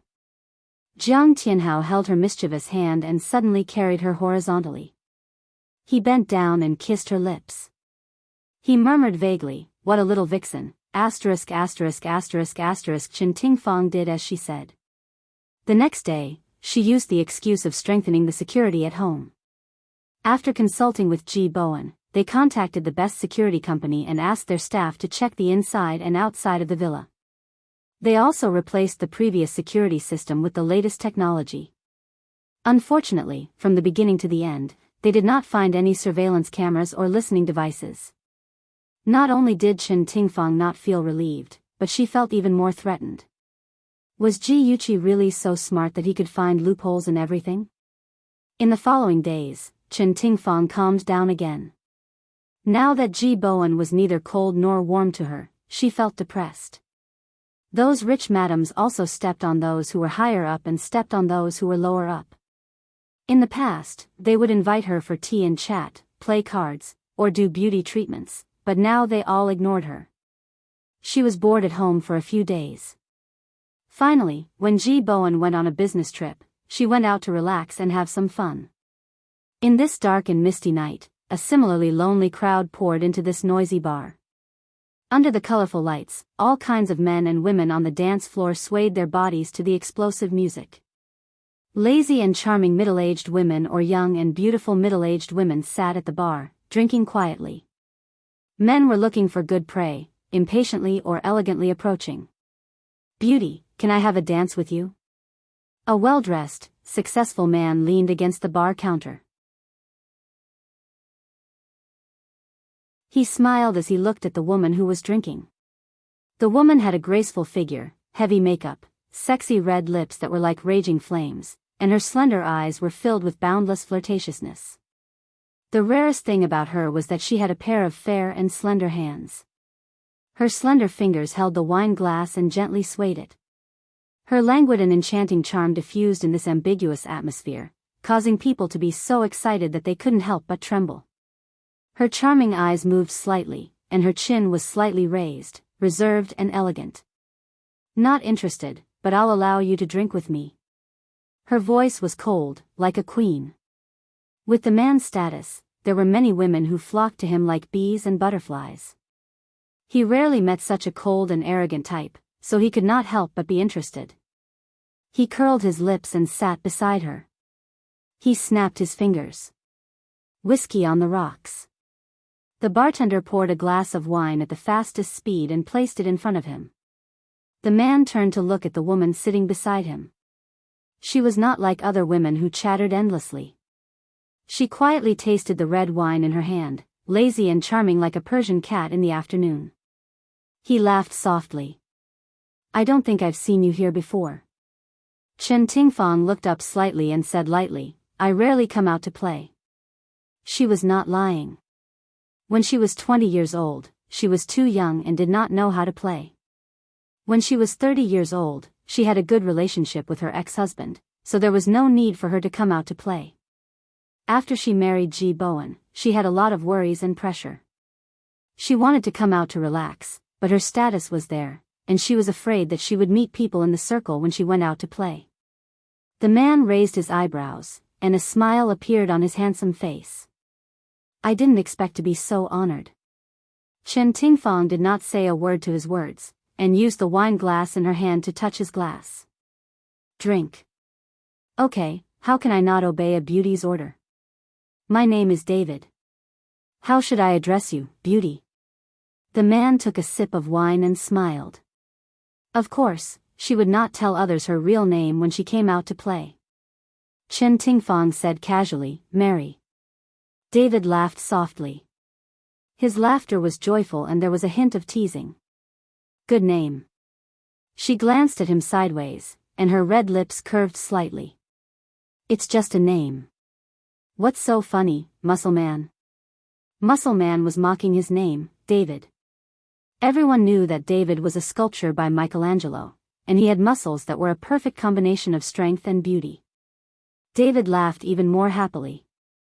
"Oh, my dear Miss Mary, please don't be angry. I just think that this name suits your temperament very well." Attention, Song Shu 566.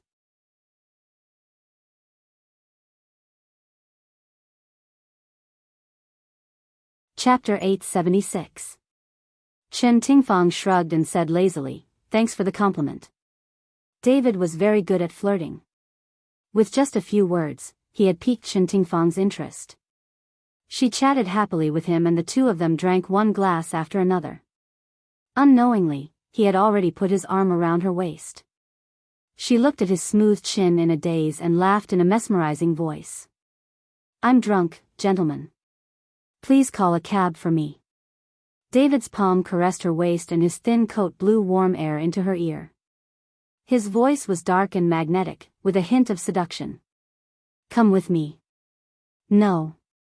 Chen Tingfang giggled. She placed her soft hands on his chest and used a little strength to sit up in his arms. She was just drunk and had not lost her mind. It was okay to flirt, but it was too dangerous to have a one-night stand, especially with a man who was so slippery. Woman, you've already ignited my fire. Do you think you can escape so easily? David pulled her into his arms, his deep eyes flickering with fire. Chen Tingfang was not a pure girl. His little tricks could not scare her. She did not change her expression and took out her phone from her handbag. She lazily dialed a number and said in a drunken voice, "Ihan, I'm drunk." A man's anxious voice suddenly came from the other side of the phone. Where are you? I'll come and pick you up.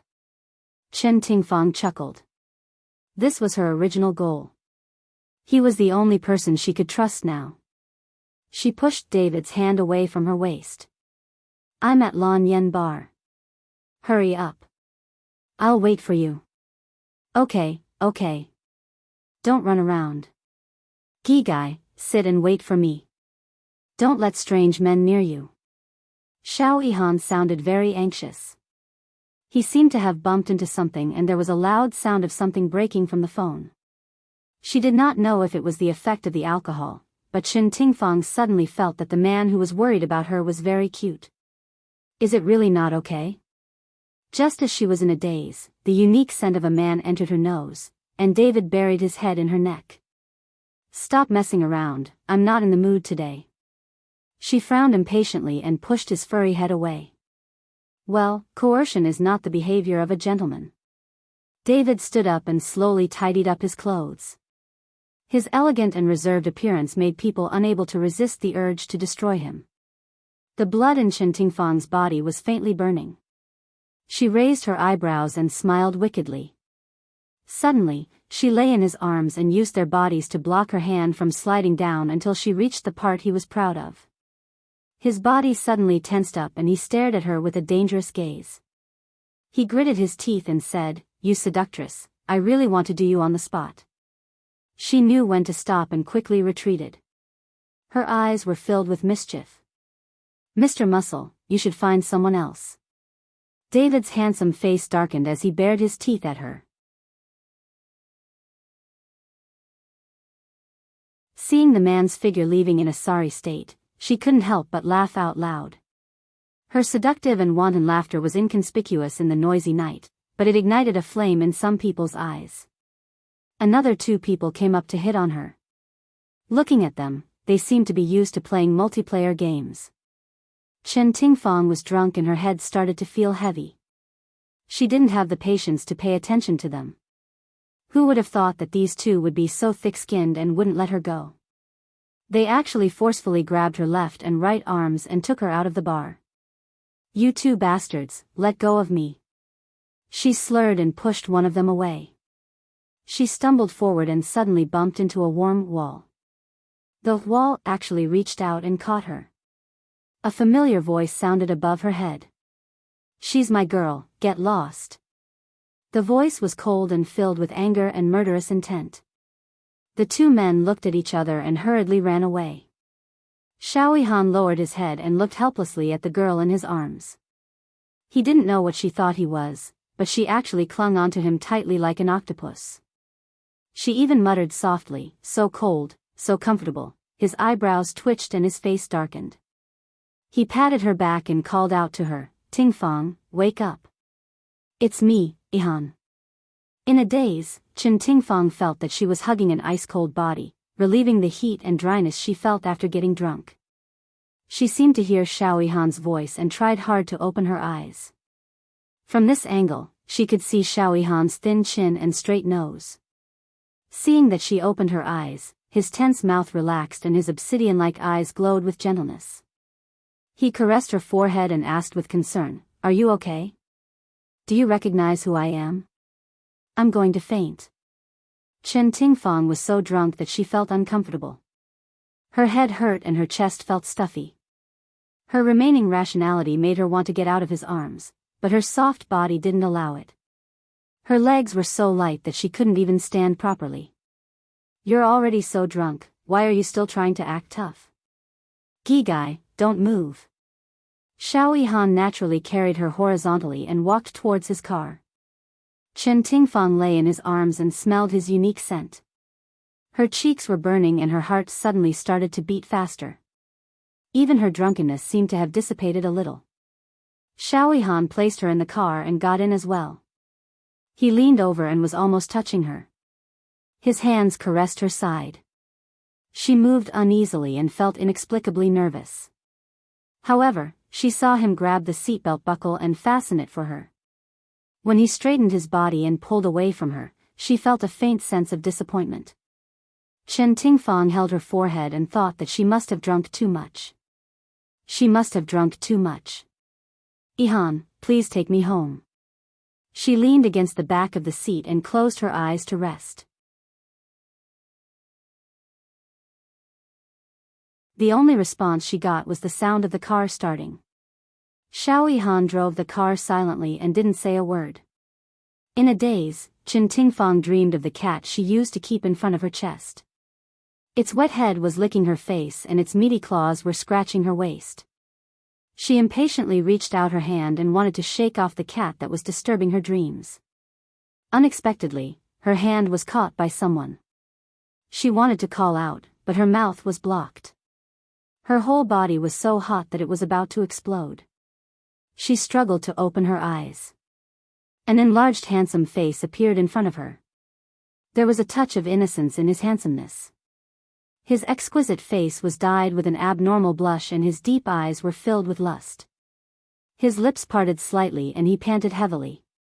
His voice was low and hoarse. "Tingfang, I want you. I want you so much that my body hurts." She widened her eyes in shock. She didn't know when the two of them were lying in an unfamiliar room. Their clothes were already in a mess. Being bullied by a man who was more than 10 years younger than her, she flew into a rage out of humiliation. She raised her hand and slapped his cheek. He didn't dodge and allowed her hand to land on his flushed cheeks. With a crisp slap, a few red marks were left on his cheeks. She looked away uncomfortably and pushed him away. She said angrily, "I'll take it as if nothing happened today. Xiao Han, let's end it here." She was embarrassed and angry at the same time. Her fingers trembled as she tidied up her clothes. Even when she carried her handbag and walked to the door, she still did not hear Xiao Han's voice. The complicated emotions in her heart made her stop in her tracks uncontrollably. She turned around to take a look, only to see him sitting at the head of the bed with his clothes disheveled. His hands were hugging his head, and his head was buried very, very low. She could not see his face clearly, but something quickly slid down his cheeks and rolled to the floor, gathering into a puddle. He was crying. Men don't cry easily, but he was actually crying. At that moment, her heart ached. This was different from the love between an elder and a junior. This was the love between a man and a woman. Towards this man who admired her and bravely expressed his love for her, she couldn't ignore his tears. She couldn't control her legs as she walked step by step to his side and stood still. She handed him a handkerchief and said, "Don't cry. You're a man." Xiao Han's shoulders shook a few times. Suddenly, he reached out and hugged her legs. His hoarse voice was full of grievance as he said, "Unless you take back what you said just now." How childish. Chen Tingfang sighed and ruffled his hair. "I said a lot of things. Which one were you referring to?" "The one about us ending it here." His arms around her legs tightened. His voice was pained as he said, "I'll stay away from you in the future, but I beg you, don't let us become strangers." She had never heard this sunny and proud man speak in such a humble tone. Chen Tingfang's heart ached for no reason. She lowered her head and stared blankly at the top of his head. She muttered, "What do you like about me? At my age, I'm old enough to be your mother." He was silent for a moment before he slowly said, "Warmth. You let me feel the warmth of a family." Although I grew up in a wealthy family, my parents only knew how to do business and never cared about me. When I grew up, the girls who approached me all had other intentions. No one cared about me as sincerely as you do. To me, age is not a problem. I just like you. I don't care if you have a family or what status you have now. Those aren't important. What's important is that I like you as a person. Chen Tingfang's heart trembled. Her feelings and fantasies about love had long been obliterated by life. However, Xiao Yihan's appearance was like a flame in her life. It satisfied her vanity as a woman and ignited her forbidden pleasure. Her body trembled slightly as a voice in her head shouted, "You're still young. How can you live like a shell without a soul? Accept him. Accept this young man's surging feelings." Tingfang. Feeling her trembling, Xiao Yihan called out her name. His wet and warm tongue devoutly worshipped her calf. He was like a believer in love. No matter how many thorns lay in front of him, he was willing to move forward without a care for his own safety. Chen Tingfang was suddenly infected by his courage. When he hugged her in his arms and kissed her on the cheek, she did not push him away. Gradually, it became difficult to tell who was the first to take the initiative. The two lonely people hugged each other fiercely. Soon, they were entangled in this blurry night. Xiao Yihan's movements were very inexperienced. This made Chen Tingfang believe that it was indeed his first time. She was shy and proud as she guided him to become a real man. The moment the two of them made love, he leaned over her ear and said, "I love you," over and over again. She was so moved that tears streamed down her face. Beauty novel, Hongcha 866. You're tuning into the A Romantic Tales YouTube channel. Don't forget to subscribe and join us on this journey to catch the most captivating stories.